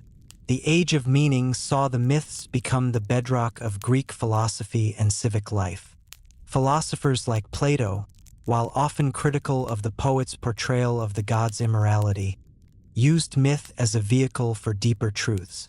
His allegory of the cave, though not a traditional myth, employed symbolic storytelling to convey the journey from ignorance to enlightenment, echoing the heroic quests of old. The myths provided a common language to discuss abstract concepts like justice, love, and the soul. A city's laws might be compared to the wisdom of Athena, and a tyrant's rule to the tyranny of Cronus. This period also saw the formalization of the great Panhellenic festivals, the Olympic Games honoring Zeus, the Pythian Games for Apollo at Delphi, the Isthmian Games for Poseidon, and the Nemean Games in honor of Zeus. These were not merely athletic competitions. They were sacred events that united the Greek world in a shared cultural and religious practice. Victorious athletes were hailed as modern-day heroes, their strength and skill seen as a reflection of divine favor. Their odes of victory, composed by poets like Pindar, wove their achievements into the tapestry of myth, comparing a wrestler's prowess to that of Heracles or a charioteer's win to Pelops' legendary race. As the influence of Greece spread under Alexander the Great, the myths traveled with his armies to the edges of the known world. In Alexandria, scholars like Callimachus and Apollonius of Rhodes meticulously catalogued and retold the stories, preserving them for posterity even as the world changed around them. The myths began to merge with the stories of other cultures, creating new hybrid tales. But at their core, they remained a distinctly Greek lens through which to view the universe, a lens that would soon be passed to a new rising power, Rome. The transition to Roman dominion marked not an end for the myths, but a profound transformation. The Romans, pragmatic and deeply admiring of Greek culture, absorbed these stories into their own identity. Yet, they were not mere copyists. They refashioned the myths to reflect Roman values of duty, piety, and statecraft. Zeus became Jupiter, the stern guardian of oaths and social order. Hera became Juno, protectress of the state and the sanctity of marriage. Ares, the impulsive god of war, was replaced by Mars, a disciplined and strategic deity who was also a father to the Roman people. This Roman retelling found its ultimate expression in Virgil's Aeneid. Here, the Trojan prince Aeneas, son of Venus, was reimagined not as a victim of war but as a fate-driven hero. His personal desires were secondary to his divine mission, to journey west and found the city that would one day become Rome. His story was a deliberate parallel to Odysseus's wanderings, but where Odysseus sought a return home, Aeneas sought to establish a new one. His character embodied pietas, reverent duty to the gods, his family, and his destiny. The myth was no longer just a story. It was a national epic designed to give the Roman Empire a glorious and ancient pedigree equal to that of the Greeks. Under Roman rule, the myths also became grand public spectacle. The flaws and passions of the Greek gods were often smoothed over into more dignified, allegorical figures. In the arenas, reenactments of legendary battles or hunts for mythical beasts entertained the masses. In their homes, Romans displayed statues of Hermes, Mercury, not just as a messenger god, but as a patron of commerce. The myths were woven into the daily life of the empire, serving the state, commerce, and public morality. This adoption ensured the physical and literary preservation of the myths through the vast infrastructure of the empire. As the Roman world eventually Christianized, the myths were too deeply embedded to be erased. They were studied in schools as the pinnacle of rhetorical and literary achievement, though their religious significance was stripped away. They became a common language for the educated elite across the Mediterranean, a shared cultural heritage that outlasted political unity. The gods had been dethroned, but their stories were now immortalized as classics, waiting silently in libraries for a world that would one day seek them out again. The twilight of the Roman Empire saw the myths retreat into the quiet halls of monasteries and the studied pages of scholars. As Christianity spread, the old gods were formally dethroned, declared demons or delusions by the new faith. Yet, their stories proved too resilient to vanish. Church fathers like Augustine wrestled with them, some condemning their immorality, others finding within them hidden prefigurations of Christian truth. The sacrifice of Prometheus echoing the crucifixion, Orpheus's descent mirroring Christ's harrowing of hell. In the Byzantine East, Greek learning was meticulously preserved. Scribes copied Homer, Hesiod, and the tragedies alongside biblical texts, ensuring their survival. Meanwhile, in the fragmented West, the myths lived on in diluted forms, in the constellations farmers used to mark the seasons, in the names of planets, in the folklore of rivers and forests that once belonged to nymphs and spirits. They became half-remembered whispers, the stuff of peasant superstition and courtly romance. The Renaissance would later trumpet the rediscovery of these myths, but they had never truly been lost. They had simply been sleeping, waiting for a world ready to see them not as heresy or history, but as art, psychology, and a mirror for the human soul. Their journey from religion to literature was complete, and in that transformation, they had achieved a new kind of immortality. The myths did not simply sleep. They simmered beneath the surface of medieval Europe, their themes and structures weaving unconsciously into the fabric of storytelling. King Arthur and his Knights of the Round Table inherited the heroic codes of Achilles and Odysseus, their quests for the Holy Grail echoing Jason's search for the Golden Fleece. The tragic romance of Tristan and Iseult held shades of Orpheus and Eurydice's doomed love. Monsters like dragons and giants in Germanic and Celtic lore carried echoes of the Minotaur and the Titans, their slayers becoming new heroes for a new age. The Church may have condemned the pagan gods, but it could not erase the patterns they had implanted in the human imagination. In the Islamic world, Greek learning was not suppressed but embraced and expanded. Caliphs in Baghdad established the House of Wisdom, where scholars translated Aristotle, Plato, and the works of Homer into Arabic. While the religious narratives differed, the philosophical and humanistic themes of the myths resonated. The figure of Alexander the Great, Iskandar in Arabic tradition, became a legendary king and sage, his adventures blending with those of heroes from the Quran and Persian epics. His journey to the land of darkness in search of the water of life mirrored Odysseus's voyage to the underworld, a testament to the universal appeal of the hero's quest for knowledge and immortality. Even in the farthest reaches of Scandinavia, the Norse gods, Odin, Thor, and Loki, exhibited traits that would have felt familiar to a Greek storyteller. Divine power mixed with very human flaws, a world order maintained through struggle and cunning, and an ultimate fate, Ragnarok, that echoed the Titanomachy in its scale and finality. Though the names and cultures differed, the underlying archetypes of the wise ruler, the mighty warrior, and the trickster transcended geography, suggesting a shared bedrock of human storytelling. Thus, the myths endured not as explicit tales, but as deep-seated blueprints. They were the invisible architecture beneath castles and cathedrals, the unspoken rhythm in chanted epics, the hidden logic in folktales told by firelight. They had become the subconscious of Western culture, waiting not for a rediscovery of texts, but for a shift in consciousness that would allow them to be seen again not as threats, but as treasures. That shift began in the sun-drenched hills of Italy, where a renewed love for the classical past would soon awaken the gods from their long slumber. As the medieval period matured, the myths found a surprising sanctuary within the very institution that had ostensibly supplanted them, the Christian Church.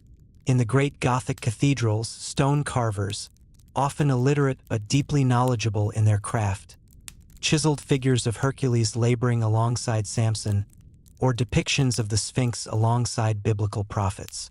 These were not errors or hidden pagan messages, but rather a visual language that understood these stories as part of a universal history of human striving and divine truth, however imperfect. The myths were seen as prefigurations, shadowy, pagan anticipations of the full truth revealed in Christianity. The perseverance of Hercules prefigured the passion of Christ. The wisdom of Athena hinted at the holy wisdom of God. This integration was even more pronounced in literature. Dante Alighieri, in his Divine Comedy, placed the heroes and monsters of antiquity within the meticulously structured cosmology of the Christian afterlife. He encounters Odysseus in the eighth circle of hell, punished for his deceitful cunning. Yet the poet treats the Greek hero with a tragic grandeur. In Limbo, he walks with Homer, Horace, Ovid, and Lucan, the great poets of the ancient world, honoring them as noble souls born too early for salvation. For Dante, these figures were not damned for their paganism so much as mourned for their magnificent, misguided brilliance. The myths were a vital part of the world's moral and intellectual history, too significant to be erased. Simultaneously, in the courts of Europe, the myths became the language of courtly love and chivalric virtue. The Roman de la Rose, an immensely popular medieval poem, was saturated with allegorical figures straight out of Ovid's Metamorphoses. Cupid, Venus, Reason, and Danger, a personification of the beloved's aloofness, all played their parts in the lover's quest. A knight might see himself as a new Hector fighting for his lady's honor, or a new Orpheus trying to win back his beloved through feats of artistry and devotion. The myths provided a sophisticated, secular code of behavior and expression for an elite class. This widespread, if diffused, presence ensured that when the Italian scholars of the 14th and 15th centuries began actively seeking out classical texts, they were not discovering something entirely foreign. They were reconnecting with a deeper, more authentic version of a tradition that had never fully disappeared. The excitement of the Renaissance was not just about finding old books. It was about seeing the familiar stories, the ones told in stone and in courtly poetry, suddenly restored to their original splendor, complexity, and power. It was like hearing a half-remembered melody suddenly played in its complete and glorious original arrangement. The stage was now set for the myths to return in full force, no longer as shadows or prefigurations, but as themselves. And when they did, they would help ignite a revolution in art, thought, and culture that would reshape the world. The Renaissance did not simply rediscover Greek mythology. It unleashed it like a second spring. In the workshops of Florence and Venice, artists now had access to newly translated texts and unearthed Roman statues that revealed the gods in their full, sensual glory. Donatello's David captured a youthful, almost ephebic ideal of heroism, a stark contrast to the stern saints of the medieval world. Botticelli's Primavera and the Birth of Venus were not illustrations but philosophical declarations, Neoplatonic visions of divine love and beauty manifesting on earth through the forms of Zephyrus, Chloris, and the goddess of love herself. The canvas became a new temple, and the act of painting, an act of reverence for a lost ideal. This rebirth was intellectual as much as it was artistic. Scholars like Marsilio Ficino and Pico della Mirandola argued that the ancient myths were not lies but profound allegories, a Prisca theologia or ancient theology that contained hidden truths about God, the cosmos, and the human soul. The violent, passionate stories of the gods were read as coded messages about the struggles of the soul to ascend from material chaos to divine unity. Jupiter represented the universal mind, Apollo the harmonizing power of the sun, and Venus the force of love that binds the universe together. This philosophical rehabilitation allowed the myths to be taken seriously by the most devout minds of the age. The invention of the printing press then democratized these stories entirely. Editions of Ovid's Metamorphoses, illustrated with woodcuts, spread across Europe, landing in the hands of poets, playwrights, and painters far from Italy. Every educated person now had access to this shared library of tales. Shakespeare, who likely never read Homer in Greek, knew his Ovid inside and out. The brutal rape of Philomela in Titus Andronicus, the magical transformations in A Midsummer Night's Dream, and the very language of his sonnets are steeped in the mythic imagination. The myths had become a common currency for exploring the most complex human emotions: lust, grief, ambition, and wonder.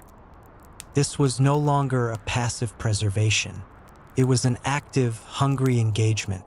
The myths provided a language to express things that Christian doctrine alone could not: the beauty of the physical body, the glory of individual achievement, the terrifying power of uncontrolled desire.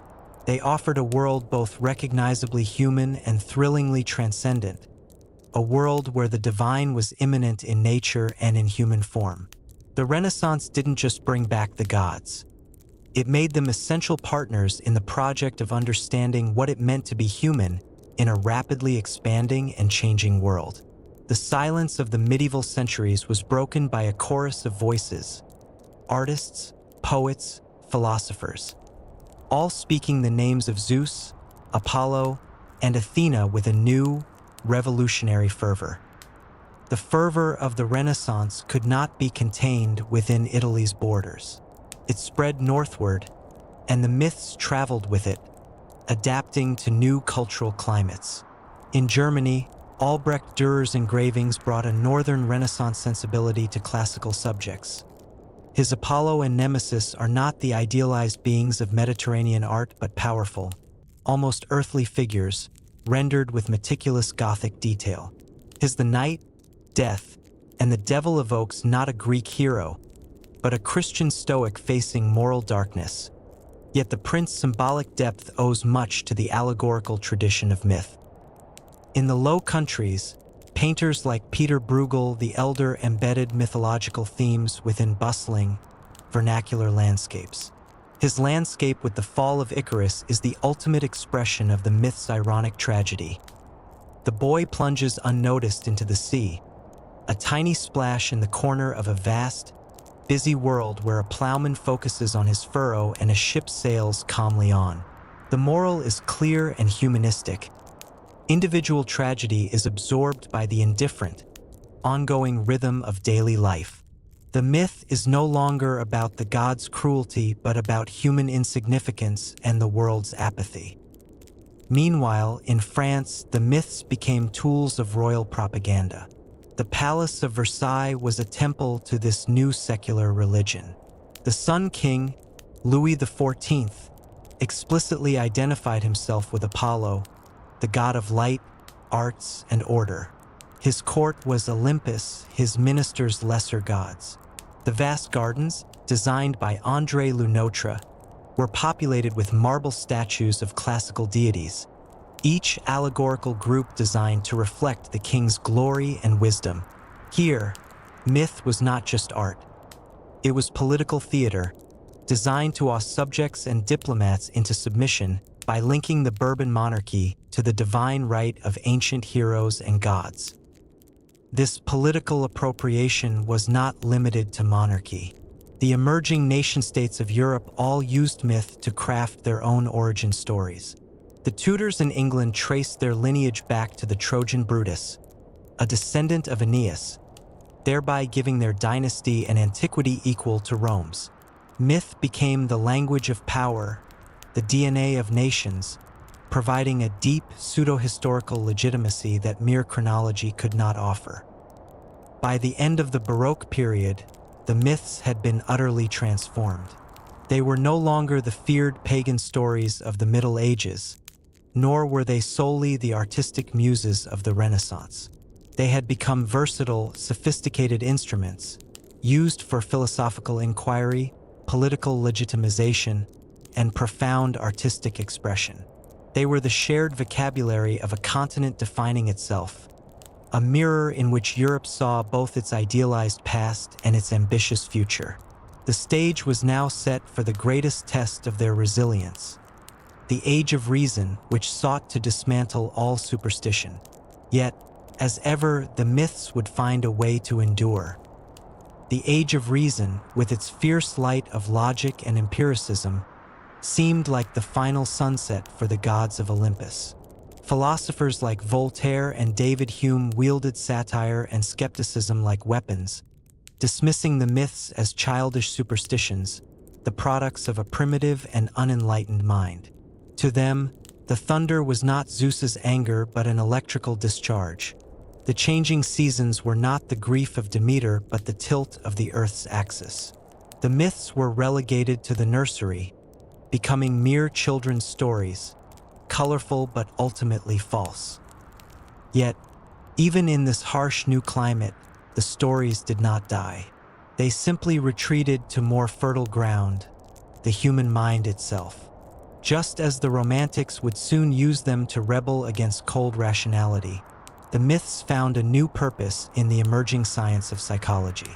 In the late 19th century, Sigmund Freud, searching for a language to describe the hidden dramas of the psyche, found his vocabulary in these ancient tales. He named the complex of a son's unconscious desire for his mother and rivalry with his father after Oedipus. He saw the labors of Heracles not as divine trials but as an allegory for the ego's struggle against the monstrous primal desires of the id. Carl Jung took this further. For him, the gods and heroes were not personal neuroses but universal, inherited patterns buried deep in the collective unconscious of all humanity. They were archetypes: the Great Mother, Demeter/Hera, the wise old man, Odysseus/Chiron, the hero, Heracles/Perseus, and the trickster, Hermes/Loki. These were not beings to be worshipped, but psychic forces to be understood and integrated. The journey of the hero was the journey of individuation, the process of becoming a whole, self-realized person. The myths in this light were not lies. They were the oldest and most profound maps of the inner world. This psychological reinterpretation ensured the myth's survival and relevance in the modern world.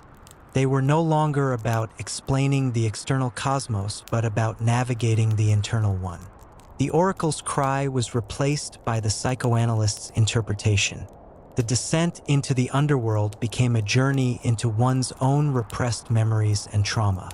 The monsters to be slain were now internal demons of fear, anxiety, and desire. Thus, the myths achieved their most surprising and profound evolution. They had moved from the external world of mountains and temples to the invisible world of dreams and neuroses. They were the constant, underlying software of the human psyche, and their characters were the fundamental processes of the soul. The gods had not been vanquished by science. They had simply moved house, taking up residence in the one place that would always need them: the human mind. The 20th century did not silence the myths. It amplified them through new and powerful mediums. The rise of cinema provided a colossal canvas for these ancient stories. The golden age of Hollywood, with its larger-than-life stars and epic narratives, was a perfect match for the dramas of Olympus. Films like Jason and the Argonauts, 1963, brought the adventures of heroes to life with groundbreaking stop-motion animation, making the clash with skeleton warriors and the towering Talos a visceral experience for audiences. Though these films often took creative liberties, they embedded the iconography of the myths, the look of the gods, the design of the monsters, deep into the popular consciousness. The latter half of the century saw a more psychological and revisionist approach. Authors and filmmakers began to deconstruct the myths, questioning their traditional narratives. In 1974, Stephen King's novel Carrie offered a terrifying, modern-day parallel to the story of Cassandra, a young woman gifted with a powerful, unwanted insight that is disbelieved by those around her, leading to apocalyptic destruction. The myth was no longer a straightforward tale, but a template to explore societal oppression and the horror of being unheard. This trend intensified as the century closed. The Walt Disney Company's Hercules, 1997, translated the hero's journey into a coming-of-age musical comedy, simplifying the myths for a new generation but ensuring their characters remained recognizable cultural touchstones. More significantly, the rise of feminism and post-colonial criticism provided powerful new lenses through which to view the old stories. The previously vilified figures of Medusa and Medea were re-examined not as monsters, but as victims of patriarchal violence and betrayal. Their stories were retold to highlight their agency and suffering, challenging the heroic narratives of their slayers and oppressors. The myths proved to be incredibly malleable, capable of supporting these new interpretations without breaking. They were no longer seen as fixed, sacred texts, but as living, evolving conversations. They could be used to uphold traditional power structures, as in the propaganda of Versailles, or to dismantle them, as in the works of feminist scholars. This adaptability was the key to their immortality.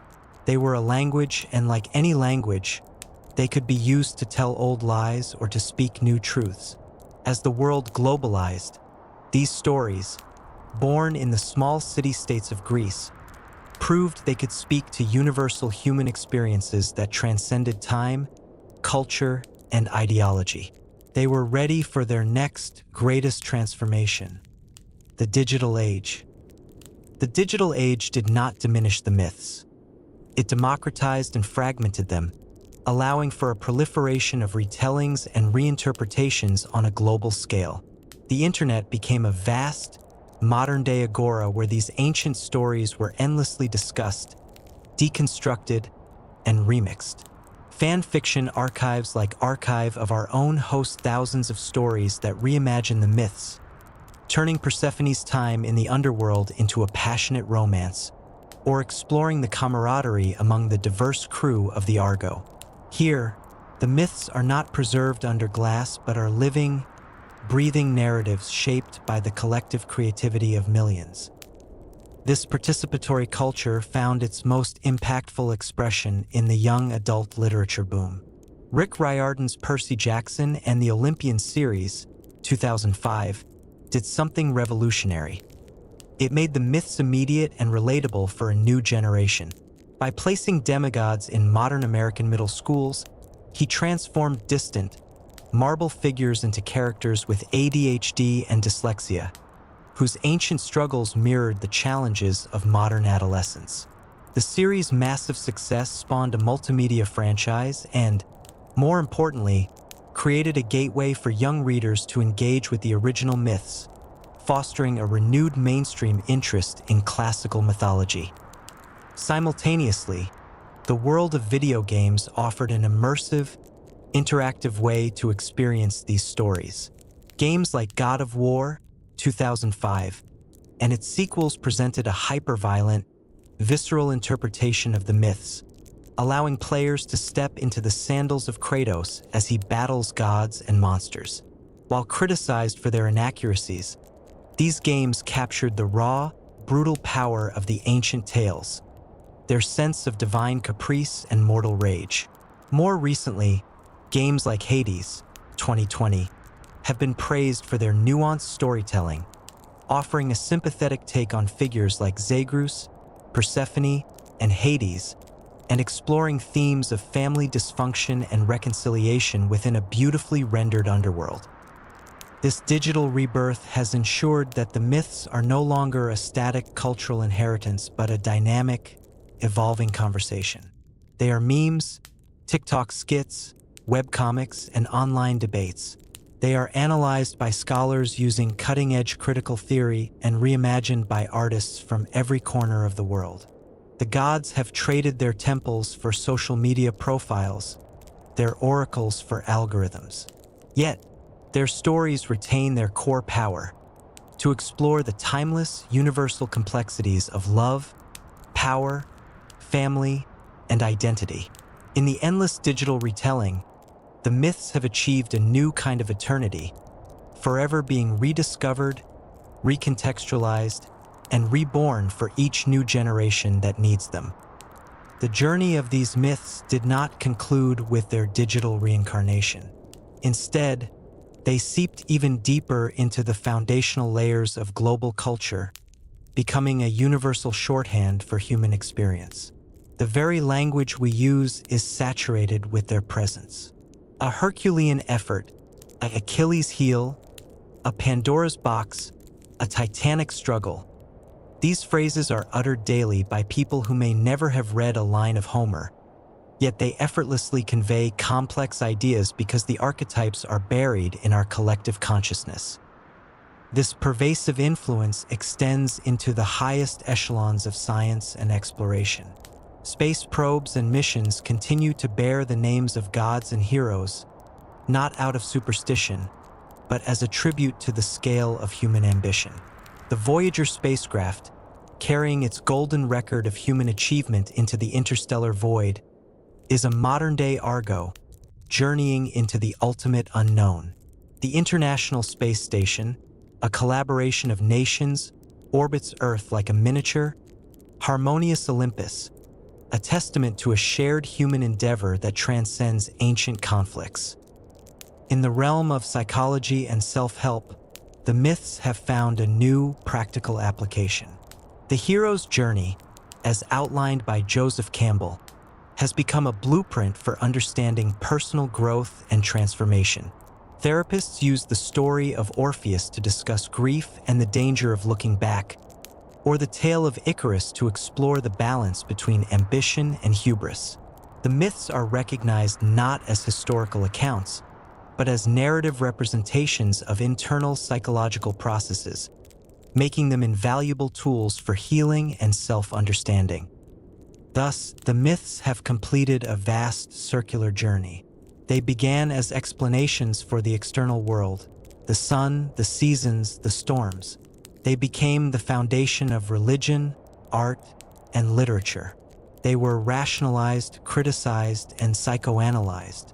And now, in the 21st century, they have returned to their original purpose, helping us understand our world and our place within it. But this time, the world they explain is not the external cosmos of thunder and sea, but the internal cosmos of the human mind and the complex social world we have built. They are the oldest stories we have, and yet they remain the most enduring mirrors, forever reflecting back at us the timeless, endlessly fascinating image of ourselves. The resonance of mythology in the modern era extends beyond entertainment and psychology into the very frameworks of justice, leadership, and social discourse. Legal scholars sometimes reference the Orestia, Aeschylus's trilogy about the cycle of vengeance and the establishment of the first courtroom, when discussing the evolution of justice from blood feud to reason law. The dilemma of Antigone, who chooses divine law over human decree, is invoked in debates about civil disobedience and moral courage. These ancient narratives provide powerful analogies for contemporary ethical conflicts, demonstrating that the struggles between authority, morality, and justice are eternal. In leadership and corporate culture, mythological archetypes are employed to define management styles and organizational dynamics. A transformative leader might be called Promethean for innovating against the odds, while a toxic work environment might be described as a labyrinth of bureaucracy. Team-building retreats sometimes use these stories to illustrate themes of collaboration, the Argonauts, resilience, Odysseus, or vision, Jason's quest for the Golden Fleece. The myths have become a versatile language for articulating the challenges and triumphs of human enterprise. Even in everyday life, the myths endure. A parent might read a child a simplified version of Theseus and the Minotaur to discuss facing fears. A poet might draw on the imagery of Persephone's annual return to symbolize hope in the midst of winter. A community rebuilding after a disaster might frame its recovery as a phoenix rising from the ashes, a metaphor born from Greek mythology popularized by later cultures. These stories are woven into the fabric of our metaphors, our inspirations, and our collective coping mechanisms. The most profound testament to their endurance is their neutrality. They are not owned by any one culture, creed, or nation. They are a human inheritance. A filmmaker in Japan can draw on the tragedy of Icarus.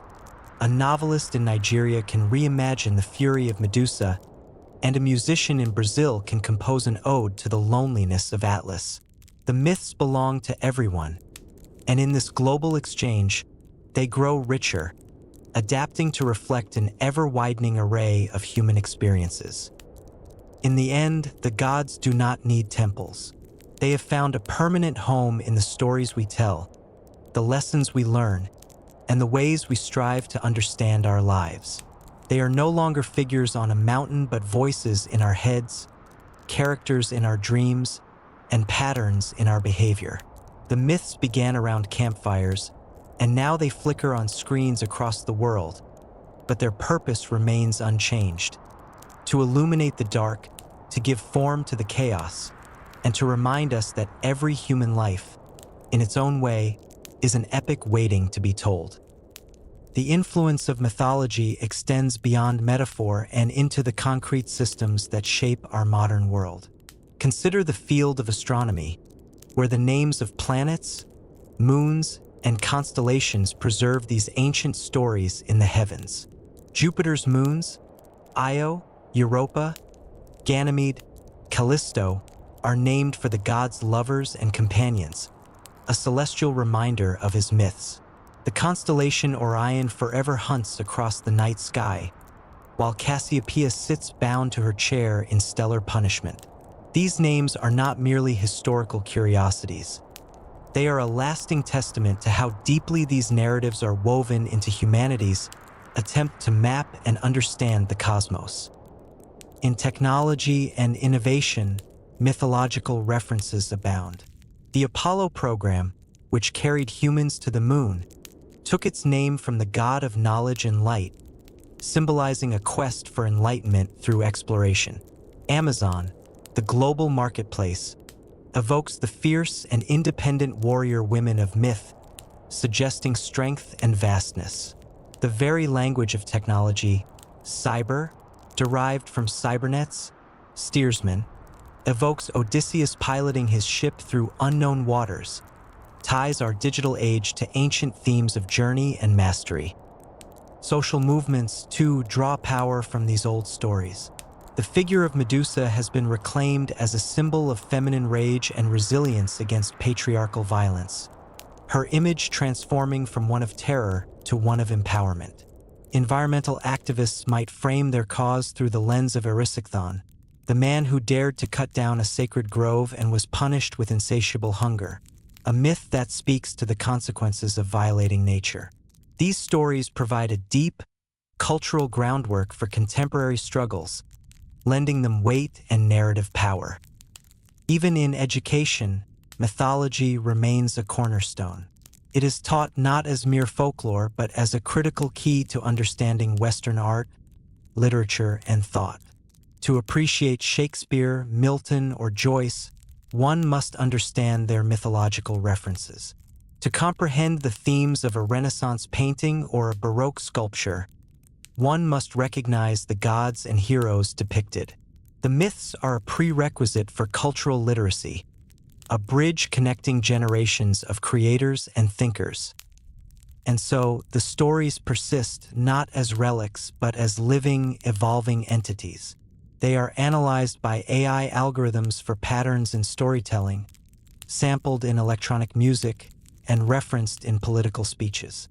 They have survived the rise and fall of empires, the birth of new religions, and the transformation of human society from agricultural to digital. Their endurance is a testament to their power to capture the essential truths of the human condition: our fears, our desires, our follies, and our greatness.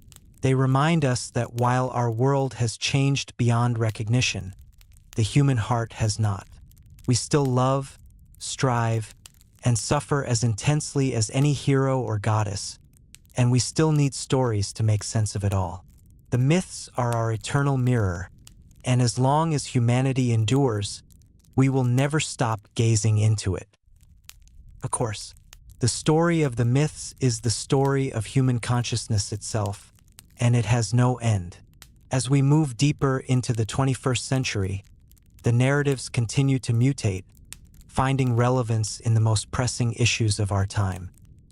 The climate crisis, for instance, is increasingly framed through a mythological lens. The Anthropocene, the current geological age where human activity dominates the climate, evokes the hubris of Prometheus or the folly of Icarus on a planetary scale. The concept of Gaia, James Lovelock's hypothesis that the Earth is a single, self-regulating organism, directly borrows the name of the primordial Greek earth goddess. This is not mere poetic license.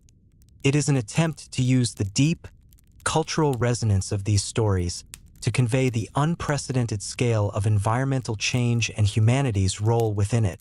The myth of Erysichthon, punished with insatiable hunger for desecrating a sacred grove, is cited as an ancient warning against unsustainable consumption. In the realm of artificial intelligence and biotechnology, the myths provide a critical ethical vocabulary. The act of creating sentient life, whether through AI or genetic engineering, is consistently discussed in terms of the Pygmalion myth, where a creator falls in love with his own creation. The cautionary tale of the golem, though from a different tradition, shares DNA with the story of Talos, the bronze automaton forged by Hephaestus. These old narratives help us grapple with the profound questions of creator responsibility, the definition of life, and the danger of overreach that are no longer speculative but urgent and real. The digital world itself has become a new mythological landscape. Social media platforms are modern agoras where reputations are made and destroyed with the speed of a god's whim, echoing the fickleness of fame, a minor deity in ancient myths. Online avatars and virtual identities allow for a kind of shape-shifting that would be familiar to Proteus or Zeus. The very structure of the internet, with its endless interconnections and flows of information, mirrors the concept of Ananke, necessity, and the Moirai, the fates, weaving the cosmic web of destiny. Only now the threads are made of data. Through all this, the core function of the myths remains unchanged. They are a technology for understanding. They are the original algorithms we devised to process the chaos of existence. They have been encoded in our DNA, our languages, our arts, and now our machines. They are the loom on which we weave the story of ourselves. And as we stand on the brink of futures unimaginable to the Greeks, futures of genetic editing, artificial consciousness, and interplanetary colonization, we will undoubtedly take these ancient stories with us. We will use them to navigate the new unknown, to name the new monsters, and to find the new heroes within ourselves. The journey continues. The Odyssey is eternal. The myths did not merely adapt to the modern world. They began to actively shape its ethical and philosophical frontiers. In the burgeoning field of AI ethics, the story of Pandora's box is invoked not as a tale of divine punishment, but as a parable of unintended consequences. Technologists and philosophers cite it to discuss the profound responsibility that comes with innovation. The moment we open a new box, whether it be advanced artificial intelligence or genetic engineering, we cannot undo what is released into the world. Similarly, the figure of Prometheus, who stole fire for humanity, is debated in conferences on technological ethics. Is he a benefactor or a warning? Does the gift of knowledge justify the suffering it may cause? These ancient narratives provide a shared language to debate dilemmas that are otherwise too new or complex to easily grasp. Even our understanding of human psychology and trauma is enriched by these old stories. The concept of Cassandra complex is used in psychology and organizational behavior to describe the frustration of accurately predicting negative outcomes only to be ignored or disbelieved. The myth of Philomela, who was silenced by assault only to have her story woven into a tapestry, is referenced in discussions of art therapy and the power of creative expression to overcome trauma. The myths offer a nuanced vocabulary for patterns of human behavior that clinical terms sometimes fail to capture completely.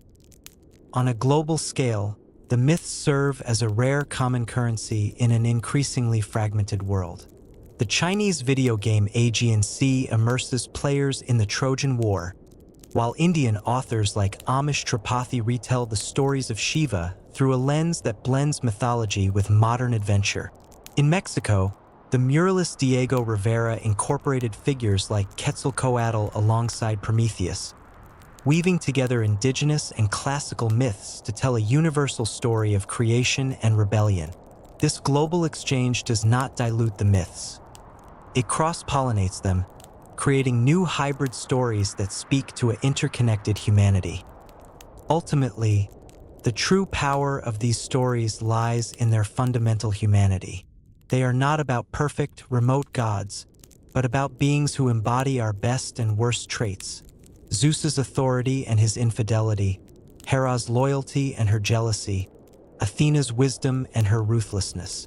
They are about heroes who are deeply flawed, yet capable of extraordinary greatness. In a world that often feels increasingly automated and alienating, these myths remind us that our struggles, our passions, and our flaws are what make us human. They assure us that our story, with all its chaos, beauty, and imperfection, is worth telling, retelling, and remembering. And so, as long as there are humans to gaze at the stars, to fear the dark, to fall in love, or to strive for something greater, the myths will endure, not as history, but as a perpetual living present. The myths have even begun to shape our exploration of consciousness and reality itself. In the realm of theoretical physics and cosmology, concepts that border on the metaphysical often find expression through mythological metaphors. The cosmic web of dark matter that structures the universe evokes comparisons to the Moirai, the three fates, weaving the tapestry of destiny on a universal scale. The mystery of dark energy, which accelerates the expansion of the universe, is sometimes discussed with the awe once reserved for tales of chaos, the primordial void from which all existence emerged. These are not just poetic flourishes. They represent the human mind reaching for narrative frameworks to comprehend the incomprehensible. In medicine and neuroscience, the myths provide a lens for understanding the mind-body connection. The condition of hysterical conversion, where psychological distress manifests as physical symptoms, recalls myths of divine possession or punishment, such as the madness inflicted upon Heracles by Hera. The term narcissism directly derives from the story of Narcissus, who fell in love with his own reflection and is now a clinical personality disorder. These ancient stories have become embedded in the language of science itself, illustrating how deeply they are woven into our understanding of human nature. The myths also continue to inspire social and political movements. The figure of Antigone, who defied temporal authority to honor divine law, is invoked in discussions of civil disobedience and human rights. The story of the Titanomachy, the war between the Olympians and the Titans, is used as an allegory for revolutionary struggles, where a new order overthrows an old, oppressive regime. These narratives provide powerful symbols that resonate across cultures and epochs, lending moral and emotional weight to contemporary fights for justice. Even in our daily language and thought, the myths operate as cognitive shortcuts. When we speak of a Sisyphean task, we convey the futility of endless, repetitive labor. When we reference a Trojan horse, we instantly communicate the danger of a deceptive gift. These phrases are so embedded in our discourse that we often forget their origins, yet they continue to shape how we perceive and describe the world around us. The enduring power of these stories lies in their ability to evolve without losing their core truths. They are like rivers that carve new channels through changing landscapes, yet always flow from the same source. They remind us that human nature is constant. Our desires, fears, and aspirations remain unchanged across millennia. The myths are not a relic of the past. They are a living dialogue between then and now, a conversation that helps us navigate the complexities of existence with the wisdom of ages. As long as humanity endures, this conversation will continue, forever weaving new meanings into the eternal tapestry of myth. As humanity strides into an era of artificial intelligence and virtual realms, the myths have found a new frontier: the digital consciousness. The creation of sentient AI is often framed through the lens of the Pygmalion myth, where a creator's passion breathes life into an artificial form, raising questions of love, responsibility, and autonomy. The tale of Icarus serves as a cautionary symbol for technological hubris, a warning against soaring too close to the sun of innovation without heed to ethical constraints. Even the concept of a digital underworld echoes Hades' realm, where data persists beyond deletion and lost files wander like shades in the gloom. In space colonization debates, the myths provide archetypes for new narratives. The first settlers on Mars might be seen as modern Argonauts, embarking on a perilous journey into the unknown. The concept of terraforming dead planets evokes Gaia's primordial shaping of Earth, casting humans as lesser gods attempting to awaken life in barren worlds. These stories infuse cosmic exploration with a sense of epic purpose, connecting our future among the stars to humanity's oldest tales of adventure and transformation. Socially, the myths are tools for diagnosing cultural shifts. The figure of Echo, condemned to repeat others' words, is invoked in discussions of social media, where viral trends and algorithmic repetition often stifle original thought. Narcissus, who fell in love with his own reflection, becomes a symbol for the selfie culture and the curated digital self. These ancient patterns help us critique the paradoxes of hyperconnectivity and isolation in the digital age. Ultimately, the myths endure because they are more than stories. They are psychological and ecological mirrors. They reflect not only human nature, but also humanity's relationship with nature itself. As we face extinction crises and environmental collapse, the myth of Erysichthon, punished with endless hunger for defiling a sacred grove, reads as a stark parable of unsustainable consumption. The transformation of Daphne into a laurel tree to escape Apollo's pursuit speaks to the longing for sanctuary within the natural world. In every age, the myths are reborn because they are never truly about the past.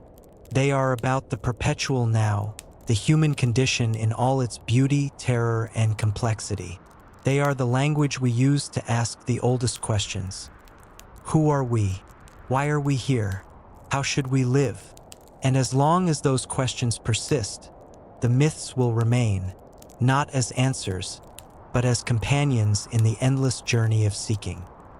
The myths have seeped into the very bedrock of global consciousness, becoming a universal framework for understanding not only our past but also our collective future.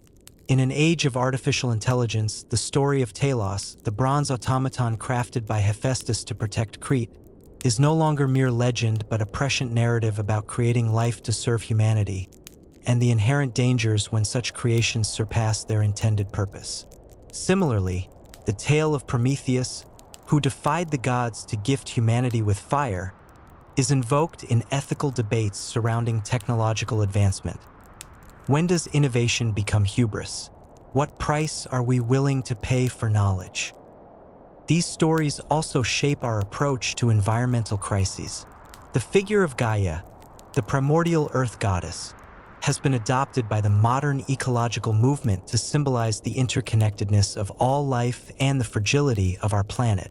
The myth of Erysichthon, who was cursed with insatiable hunger after cutting down a sacred grove, serves as a stark warning against the relentless exploitation of natural resources. It is a parable of unsustainable consumption that resonates deeply in an era of climate change and mass extinction. Even our social structures are reflected and questioned through these ancient narratives. The relentless pursuit of validation in the digital age finds its echo in the story of Narcissus, who wasted away gazing at his own reflection. The power of collective voice and the danger of unchecked rumors are embodied in the figure of Echo, who could only repeat the words of others. The myths provide a vocabulary for diagnosing the pathologies of modern life, offering timeless insights into the consequences of vanity, isolation, and the loss of authentic connection. As humanity stands on the brink of interplanetary colonization, the myths offer both inspiration and caution. The journey to Mars and beyond is framed as a new odyssey, a long and perilous voyage into the unknown in search of a new home. Yet, the story of Icarus reminds us of the peril of overreach, while the tale of the Argonauts illustrates the importance of collaboration and diverse skills in facing unimaginable challenges. These narratives infuse our greatest endeavors with a sense of meaning, connecting them to a timeless human impulse to explore, discover, and transcend. In the end, the myths persist because they are not about gods or monsters, they are about us.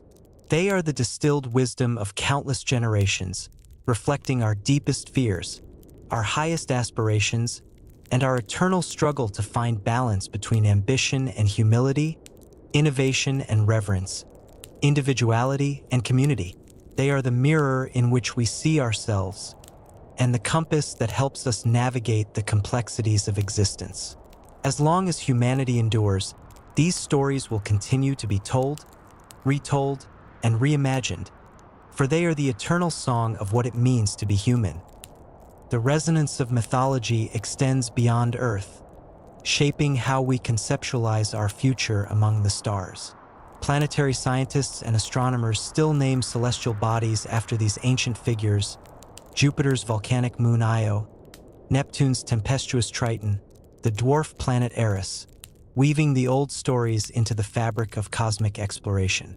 These names are more than homage.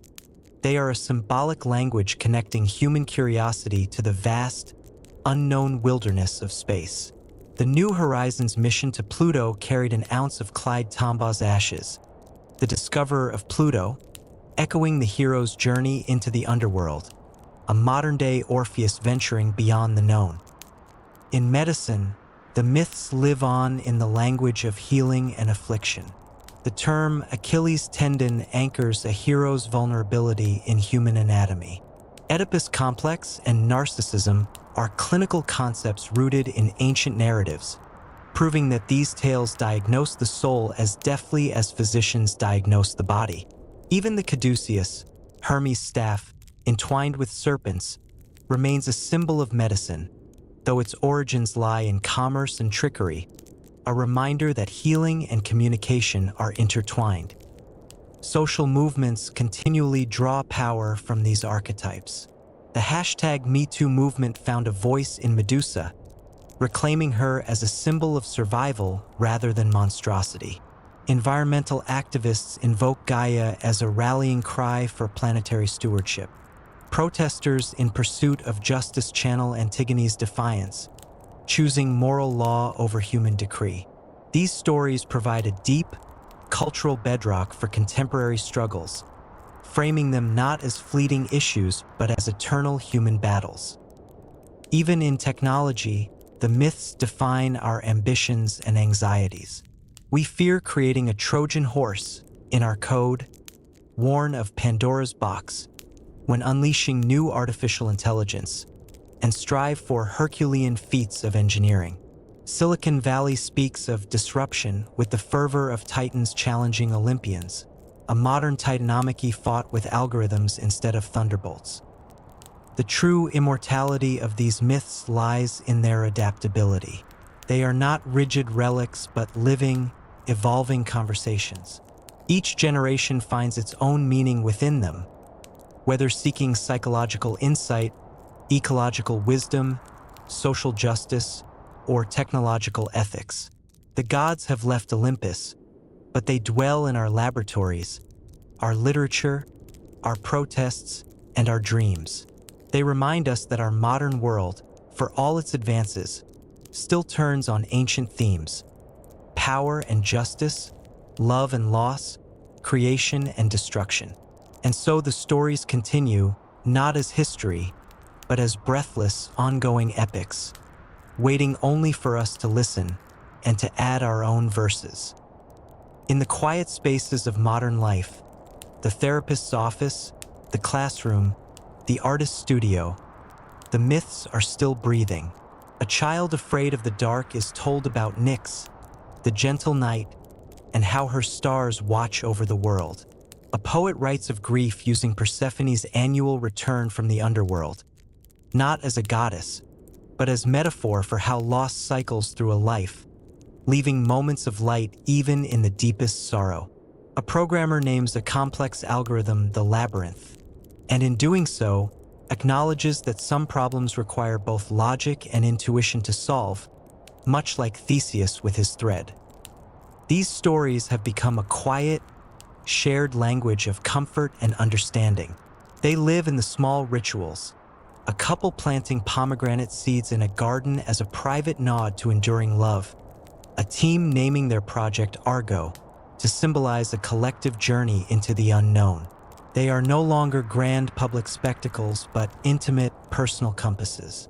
People who've never read Homer still understand what it means to have an Achilles heel, a vulnerability that makes us human, not weak.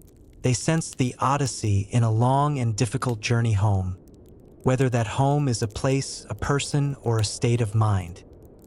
And in this, the myths have achieved their most humble and profound form. They are not above us. They are within us. They are the stories we tell ourselves to make sense of joy, fear, love, and failure. They are the patterns we see in our own lives. The sudden, unexpected help that feels like Hermes' intervention. The destructive pride that echoes Icarus' flight. The resilience that mirrors Odysseus' endurance. The gods did not vanish. They simply became part of our interior world, the courage we call upon in crisis, the spirit of Heracles, the wisdom we seek in confusion, the voice of Athena, the love that feels divine, the touch of Aphrodite. We have absorbed them. We wear their strengths and their flaws in our daily choices, in our quietest moments. So the myths did not end. They fragmented into a billion human lives. Every time someone shows strength they didn't know they had, every time someone chooses mercy over victory, every time someone creates beauty in a broken world, the old stories breathe again, not as tales from a book, but as lived truth. The epic continues. It is written not in ink, but in action, not in the past, but in the perpetual unfolding now. We stand now at a precipice of our own making, an age of artificial intelligence, genetic engineering, and interplanetary expansion. And yet, the oldest questions remain. The myths have become our moral and imaginative scaffolding as we build tomorrow. The creation of sentient machines forces us to confront the Pygmalion myth in real time. What obligations do we have to what we create? Will our own creations, like Talos, ultimately serve, defy, or surpass us? As we edit the very code of life, we replay the dilemma of Prometheus, taking power that once belonged solely to the divine, forever altering what it means to be human. Our relationship with Earth has shifted from one of mythic reverence to one of extraction and exploitation, and the myths reflect this tension back at us. The story of Erysichthon, who starved endlessly after violating a sacred grove, reads as a stark allegory for climate change and resource depletion. We see ourselves in him, a species cursed by its own insatiable hunger. Yet, the myth of Gaia, the living, breathing world, inspires a movement to restore balance, to listen once more to the ancient voice of the planet. Socially and politically, the myths are lenses through which we examine power. The tale of the Titanomachy, the overthrow of the old gods by the new, is reenacted in every revolution, every disruption of established hierarchies. Antigone's defiance of unjust law echoes in every act of civil disobedience, every fight for human rights. Medusa's visage, once a symbol of terror, is now reclaimed as an emblem of survival and rage against violation. These stories are not static. They are alive, shifting to illuminate new struggles, giving depth and weight to contemporary cries for justice. Even in the digital realm, the archetypes persist. We speak of virality and echo chambers, concepts that recall the spread of a god's curse or the nymph echo, trapped forever repeating the words of others. Our online avatars allow us to shapeshift like Proteus or Loki, experimenting with identity in ways the Greeks could only attribute to the divine. We build labyrinths of information, and like Theseus, we must find our way through, relying on threads of truth to avoid being consumed by misinformation. The enduring power of these stories lies in their profound humanity. They are not about perfect beings, but flawed ones. Gods prone to jealousy, heroes broken by pride, lovers blinded by desire. They remind us that our struggles are not new. They are eternal, and in that there is comfort. We are part of a long, unbroken chain of people who have loved, lost, dared, and wondered. The myths will never be finished. They are not behind us. They are ahead of us. As we venture into the stars, we will take them with us. The first city on Mars may draw its design from the architecture of Atlantis. The first child born on another world may be named for Orion or Artemis. The stories we tell about that future will be woven from the same threads as the stories we told about the past. For the myths are not a record of where we have been. They are a compass for where we are going.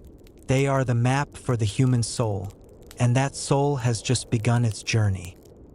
In the silent, digital expanse of the 21st century, the myths have not faded. They have been transcribed into new codes.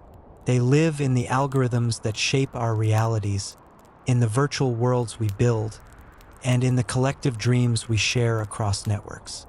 They are the unseen architecture of our thoughts, the deep patterns in the data of human experience. We see their shadows in the stories we tell through new media. A popular video game might cast players as a forgotten descendant of Odysseus, navigating a sprawling, open-world Aegean not with a ship, but with a glitching starship, a modern Argo sailing a sea of stars. The quests are digital, but the themes are ancient, proving one's worth, outwitting digital cyclopes in the form of firewalled fortresses, and recovering not a golden fleece, but a core fragment of data that can save a dying virtual world.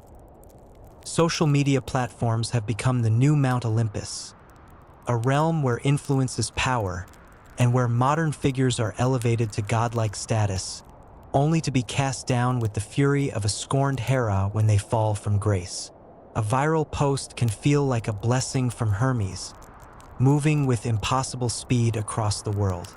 A canceled celebrity becomes a new Icarus, their wings melted by the heat of public opinion.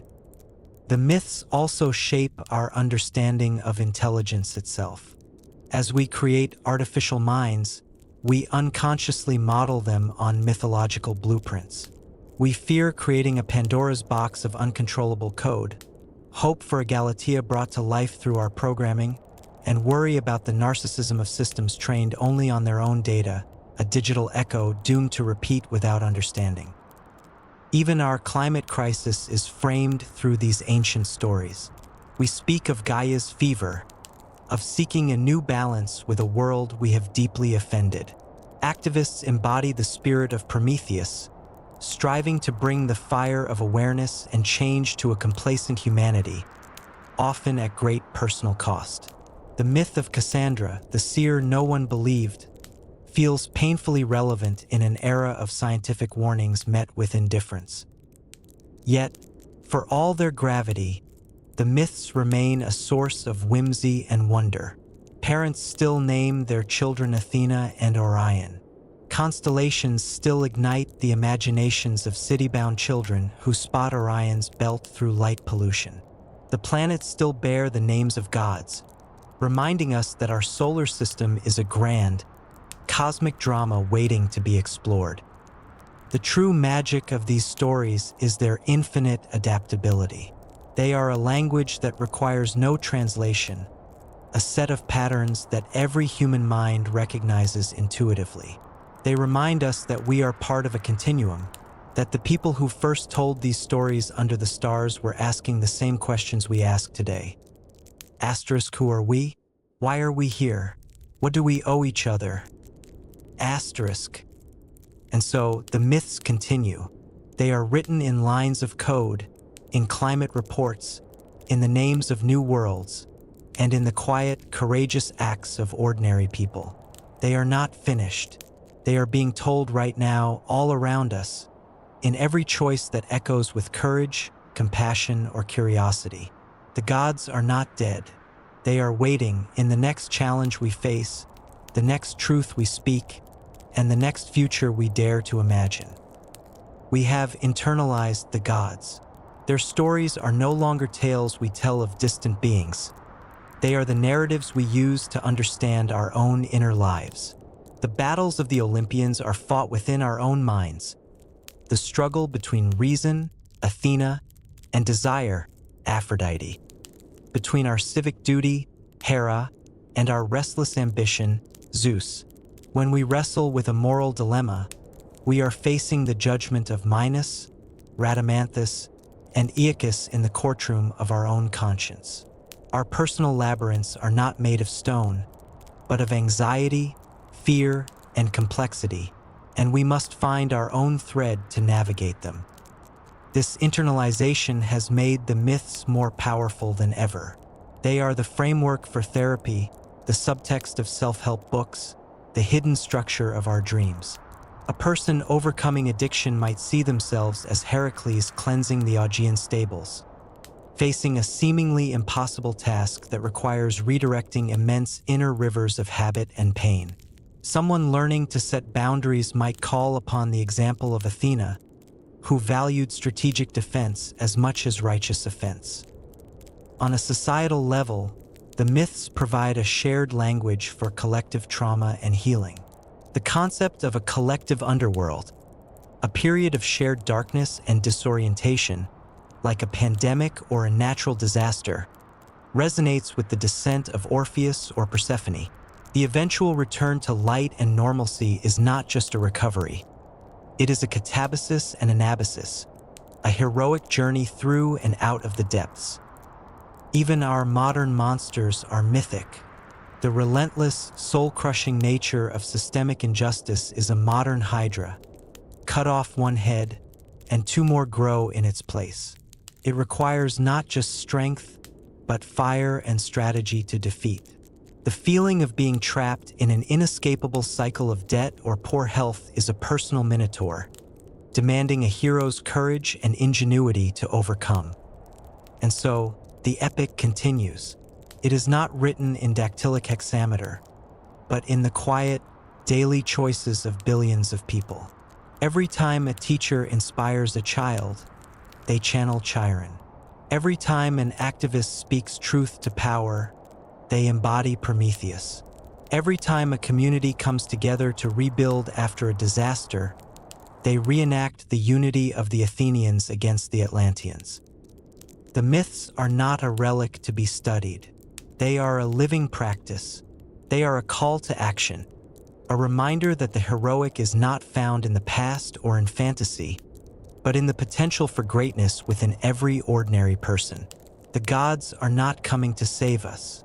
They are waiting for us to save ourselves, using the tools they left us: courage, wisdom, justice, and the enduring power of a story that reminds us who we can be. Beyond the well-known sagas of heroes and Olympians lay a rich tapestry of lesser-known tales, each adding depth and nuance to the Greek mythological universe.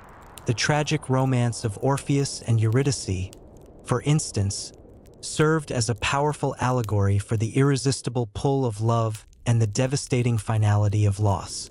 His descent into the underworld, armed only with music, highlighted art's ability to momentarily soften even the hardest of hearts, though ultimately, human doubt could unravel divine mercy. Similarly, the stories of the Amazons, a society of fierce warrior women, challenged Greek gender norms, presenting a world where strength and sovereignty were feminine virtues.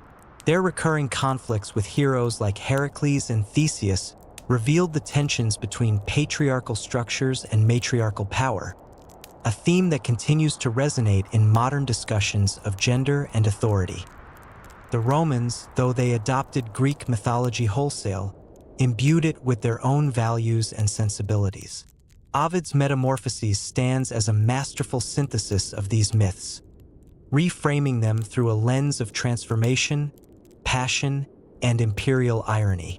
Where the Greeks emphasized fate and heroism, Ovid focused on change, both physical and emotional, weaving over 250 myths into a continuous narrative that explored the fluid nature of identity and desire.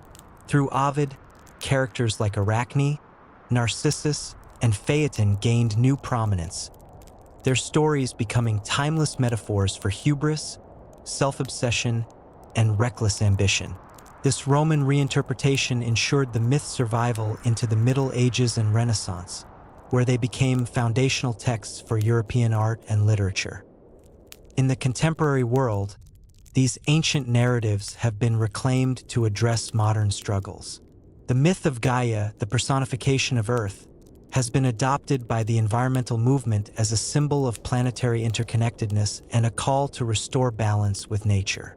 Similarly, the figure of Medusa, once a monstrous emblem of male fear, has been transformed into an icon of feminine rage and resilience against oppression. These adaptations are not distortions but evolutions, demonstrating the myth's enduring capacity to mirror societal values and challenges. As we stand today, the stories of Greek mythology remain a living, breathing part of our collective consciousness. They are embedded in our psychology, our language, our art, and our ethics. They remind us that human nature is constant. Our fears, desires, and flaws are timeless. The myths are not relics to be studied, but tools to be used for understanding, for healing, and for inspiration. In the end, the greatest power of these tales lies in their simplicity and their depth. They are about the boy who flew too close to the sun, the woman who opened a forbidden jar, the hero who faced impossible tasks, and the gods who loved, fought, and ruled like humans, but forever. They are our stories, and as long as humanity exists, we will continue to tell them, again and again, finding in them new meanings for new ages. The journey concludes not with an ending, but with an invitation to keep listening, to keep questioning, and to keep adding our own verses to this eternal, unfolding epic. The profound legacy of Greek mythology is not confined to the past. It actively shapes emerging frontiers of thought and technology. In the realm of artificial intelligence, ethicists invoke Pandora's box to discuss the unintended consequences of innovation. Once opened, some advancements cannot be undone, and their impact must be navigated with wisdom and caution. Similarly, the tale of Icarus serves as a perennial warning against overambition, whether in engineering, space exploration, or genetic modification. These stories provide a moral vocabulary for dilemmas that lack precedent, grounding cutting-edge debates in timeless narratives about human limits and responsibilities. Environmental crises have also found a powerful allegorical framework in these ancient tales. The concept of Gaia, the Earth as a living, interconnected organism, has evolved from myth to a scientific hypothesis and now a rallying cry for ecological activism. The tragedy of Erysichthon, who was cursed with insatiable hunger after desecrating a sacred grove, resonates deeply in an era of deforestation, pollution, and climate change. It embodies the consequences of exploiting nature without reverence, urging a return to balance and sustainability. These myths offer more than symbolism. They provide a cultural foundation for reimagining humanity's relationship with the planet.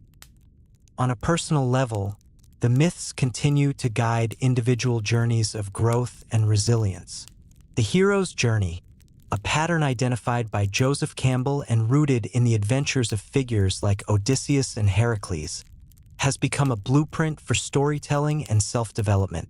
From therapists' offices to corporate workshops, people use these archetypes to map their own challenges and transformations, framing their struggles as modern-day labors or odysseys.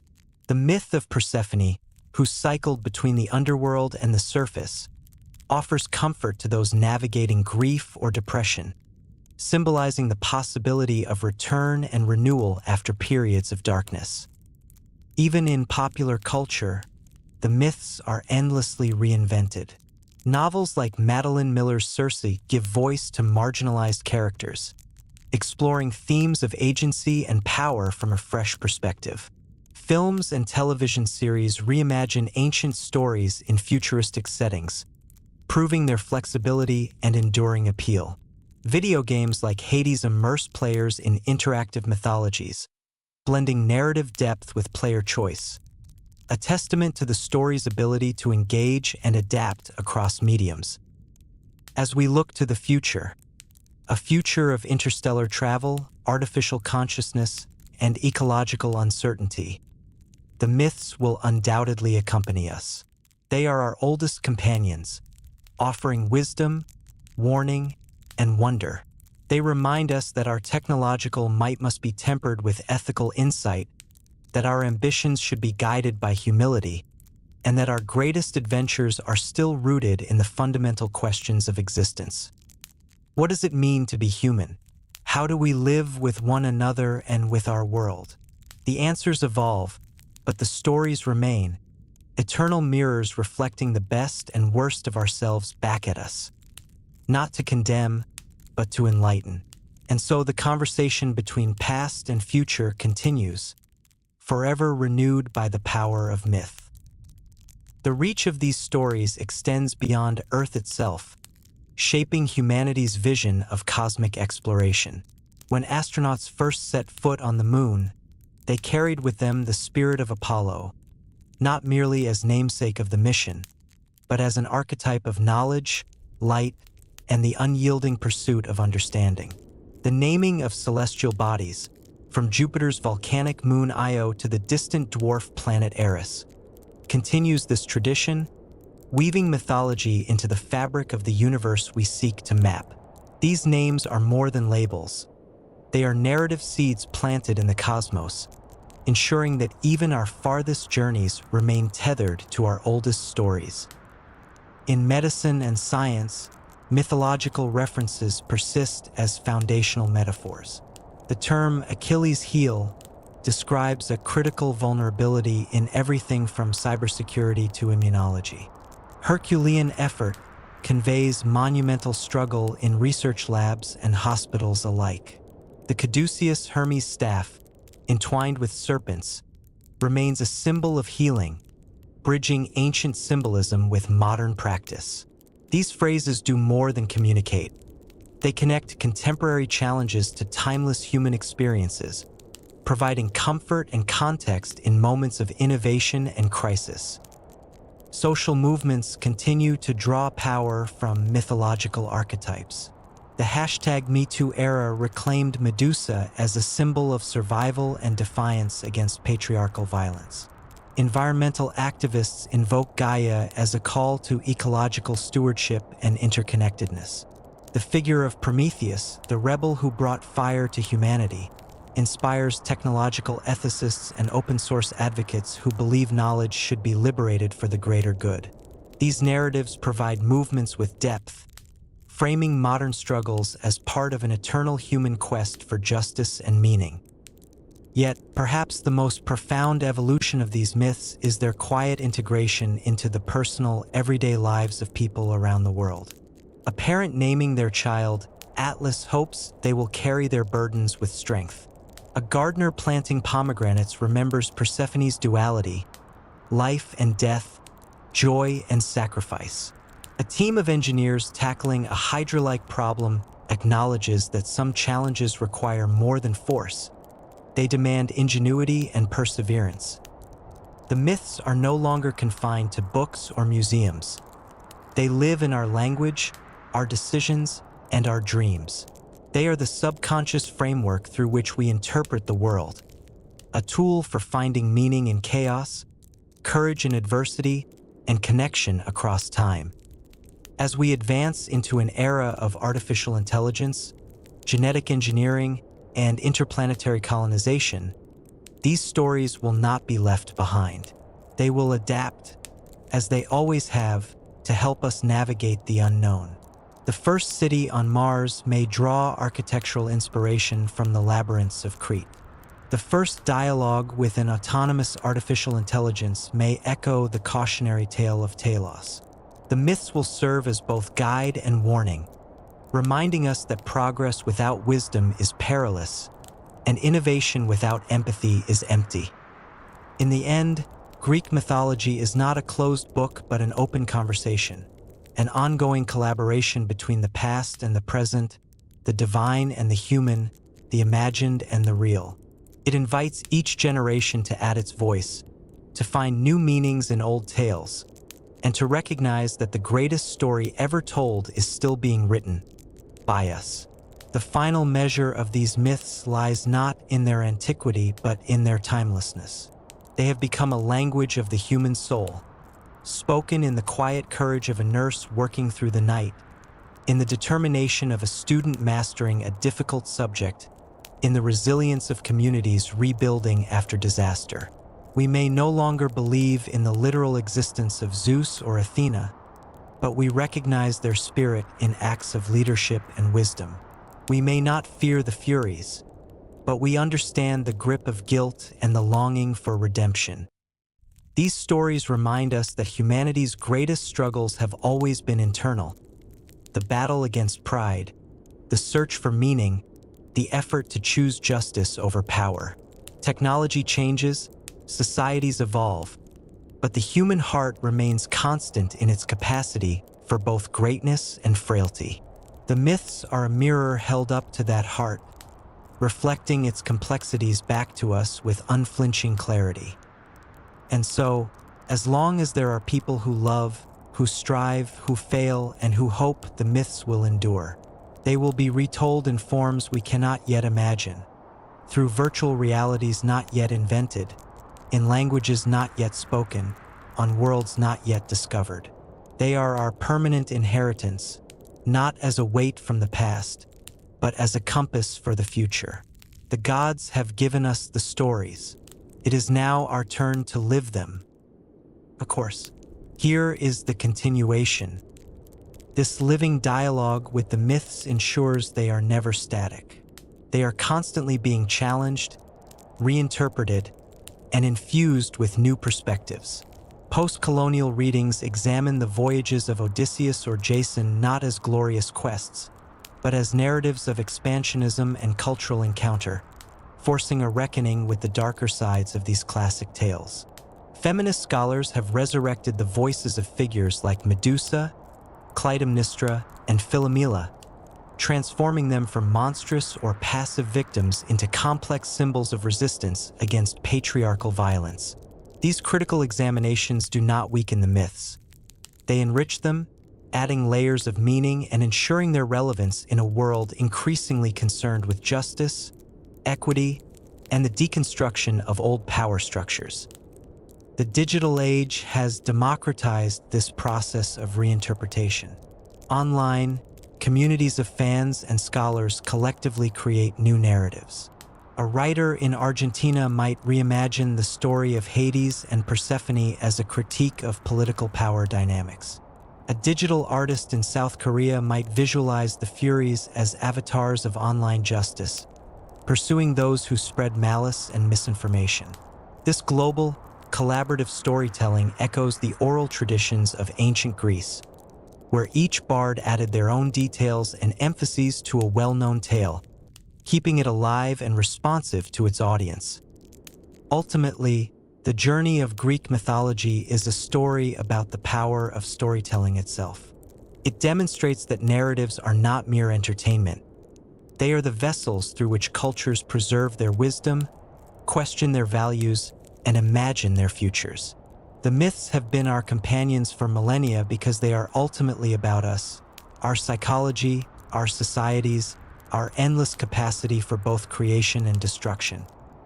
They began as explanations for the rising sun and the changing seasons. They became the foundation of empires and the muse of artists. They evolved into tools for psychological exploration and ethical inquiry. Now, they serve as a bridge connecting our technological present to our emotional and narrative past. As we stand on the brink of shaping artificial intelligences and becoming an interplanetary species, these oldest of stories remind us of the enduring questions. What does it mean to be human? What responsibilities come with power and knowledge? How do we build a world that honors both our wisdom and our compassion? The myths do not provide easy answers. Instead, they offer a timeless framework for asking the questions. They assure us that our struggles are part of a long human conversation, and in that, there is both comfort and inspiration. The epic continues. The next chapter is ours to write. The legacy of mythology is now inextricably linked to the future of technology. As we create increasingly sophisticated artificial intelligence, we unconsciously model our fears and hopes on ancient archetypes. We worry about building a modern Pandora's box, an innovation that once opened cannot be closed, unleashing unintended consequences upon the world. The development of artificial general intelligence echoes the myth of Pygmalion, raising profound questions about what happens when creators fall in love with their creations and what rights such creations might possess. These stories give us a symbolic language to discuss ethical dilemmas that otherwise feel too abstract or technologically complex to grasp. In space exploration, mythology provides both inspiration and nomenclature. NASA's Artemis program, named after Apollo's twin sister, the goddess of the moon and wilderness, aims to return humans to the lunar surface, this time including women astronauts, creating a beautiful symmetry between the mission and its namesake. Private space companies name their rockets and spacecraft after mythological figures, consciously placing themselves within a narrative of human adventure and discovery that stretches back millennia. When we eventually encounter exoplanets, we will likely name them after figures from mythology, continuing the tradition of mapping our stories onto the stars. The environmental movement has found powerful symbols in these ancient tales. The concept of Gaia, the Earth as a living, interconnected organism, has evolved from myth to scientific hypothesis to rallying cry for planetary stewardship. The tragedy of Erysichthon, who was cursed with insatiable hunger after destroying a sacred grove, serves as a cautionary tale about unsustainable consumption and ecological disregard. These stories help frame our planetary crisis not as a technical problem alone, but as a fundamental failure of relationship between humanity and the natural world. On a personal level, mythology continues to provide frameworks for understanding our lives. The hero's journey model, derived from patterns in mythological narratives, has become a popular template for everything from psychotherapy to career development. People see their own struggles reflected in the labors of Heracles, their emotional complexities in the dualities of Persephone, both queen of the underworld and bringer of spring, and their creative blocks in the story of the Muses. The myths have become a psychological toolkit for navigating modern life. As we move toward an increasingly digital existence, mythology helps us understand the new realms we're creating. Social media platforms become modern versions of the forum or agora, spaces for public discourse that can elevate wisdom or amplify folly. Online communities form around shared interests like digital versions of mystery cults. The concept of digital avatars and virtual identities recalls the ancient understanding of people having multiple aspects or personas. Even our concerns about privacy and surveillance find precursors in myths about gods watching mortals from Olympus. The enduring power of Greek mythology lies in this remarkable flexibility, its capacity to mean something different to each generation while maintaining its essential core. The stories survive because they are not about ancient Greeks. They are about us. They are about the student struggling with exams, the parent worrying about their child, the innovator wrestling with ethical questions, the activist fighting for change, the lover experiencing heartbreak, the leader facing impossible decisions. We have not outgrown these stories because we have not outgrown the human condition they so brilliantly explore. The myths remain our constant companions, whispering across the centuries that our struggles are not new, our questions are not unique, and our capacity for greatness and failure is part of a shared human story that began long before us and will continue long after we're gone. The final word on Greek mythology will never be written because these stories are never finished. They are living traditions that evolve with each retelling, each reinterpretation, each new generation that finds meaning in them. They are our inheritance and our gift to the future, a timeless mirror in which we can see ourselves, and through which those who come after us will see themselves as well. The conversation between past and present continues, and the myths ensure we always have something meaningful to say to one another. As we approach the conclusion of this chronicle, we arrive at the most profound understanding of Greek mythology. Its ultimate subject was never the gods, but humanity itself. The Olympians, with their dazzling powers and timeless dramas, were merely mirrors, exaggerated reflections of human nature in all its brilliance and fragility. Zeus's thunderbolts were our own anger magnified to cosmic scale, Athena's wisdom represented our highest intellectual aspirations. Aphrodite's allure embodied our most irresistible passions. The gods were never meant to be worshipped as external beings, but understood as aspects of our own consciousness, a pantheon of psychological forces that every person must learn to balance within themselves. This revelation brings us to mythology's final gift, the democratization of the heroic. The age when only demigods like Heracles could perform great deeds is long past. The modern hero is the teacher who inspires a child, the scientist who pursues truth, the caregiver who offers compassion, the citizen who demands justice. Their labors may not involve slaying multi-headed beasts, but they require equal measures of courage, resilience, and wisdom. The labyrinth is no longer a stone maze in Crete, but the complexity of modern life, and each person must find their own thread to navigate it. The Minotaur we face is not a monster of flesh and blood, but the manifestations of fear, ignorance, and injustice that stalk our world. The stories have come full circle. What began as explanations for natural phenomena became the foundation of religion, then art, then psychology, and now, in their most mature form, they serve as guides for conscious living. They remind us that the divine is not located on some distant mountain peak, but pulses within every act of creativity, every moment of empathy, every decision to choose hope over despair. The temples now are hospitals, classrooms, studios, and homes wherever people strive to make meaning. The epic of Greek mythology does not end with these words. It continues in the quiet choices of ordinary people who channel Hera's protectiveness when they defend the vulnerable, who embody Prometheus's compassion when they share knowledge, who demonstrate Artemis's independence when they walk their own path. The gods have not vanished. They have been internalized, becoming the archetypes through which we understand our best selves.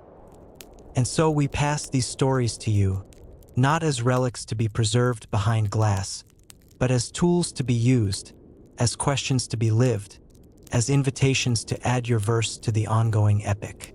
The final chapter of Greek mythology is unwritten because it is yours to compose. What myth will you live? What heroism will you bring to our shared world? The gods are silent now not because they have abandoned us, but because they have given us the ultimate responsibility to become the authors of our own destiny, using the timeless wisdom they left as our guide. The story ends where it began, not in the void of chaos, but in the human heart, where all myths are born and all meaning is made. The rest is still unwritten. In the quiet that follows the epic, we find the true meaning of these ancient tales. They were never about the gods alone, but about the human spirit that imagined them. Our endless hunger for meaning, our courage in the face of the unknown, our fragile hope that our lives matter in a vast and mysterious cosmos. The myths leave us with a quiet challenge: to live as if we are the heroes of our own stories, to recognize that every kind act is a thread like Ariadne's, every truth spoken a torch like Prometheus's, every stand against injustice a defiance like Antigone's. We do not need temples of stone. We can build temples of action and compassion. The gods have left the stage. The monsters have been named. The labyrinth has been mapped. Now it is our turn to walk the path, not with the certainty of destiny, but with the courage of choice. The final myth is the one you will live. The book closes. The stars turn. The human heart continues its ancient, beautiful struggle, forever guided by stories older than nations, wiser than empires, and truer than time. To every soul who has journeyed through these pages, remember, this is just one chapter of your story. Life, like the myths we've explored, has its trials and triumphs, its labyrinths and revelations. But within you lies the same resilience that guided heroes through darkness and the same spark of divinity that ignited constellations. Trust that this moment, however challenging, is preparing you for brighter days. With a positive mind and a courageous heart, you will overcome, you will grow, and you will create meaning out of chaos. Thank you for wandering through these ancient tales with an open heart. May they remind you that you are never alone, and that your journey, too, is part of something timeless and beautiful. You are enough. You are capable. You are worthy. Keep going. Wherever you are, whatever you're facing, you've already taken the first step toward your own epic. The rest will follow.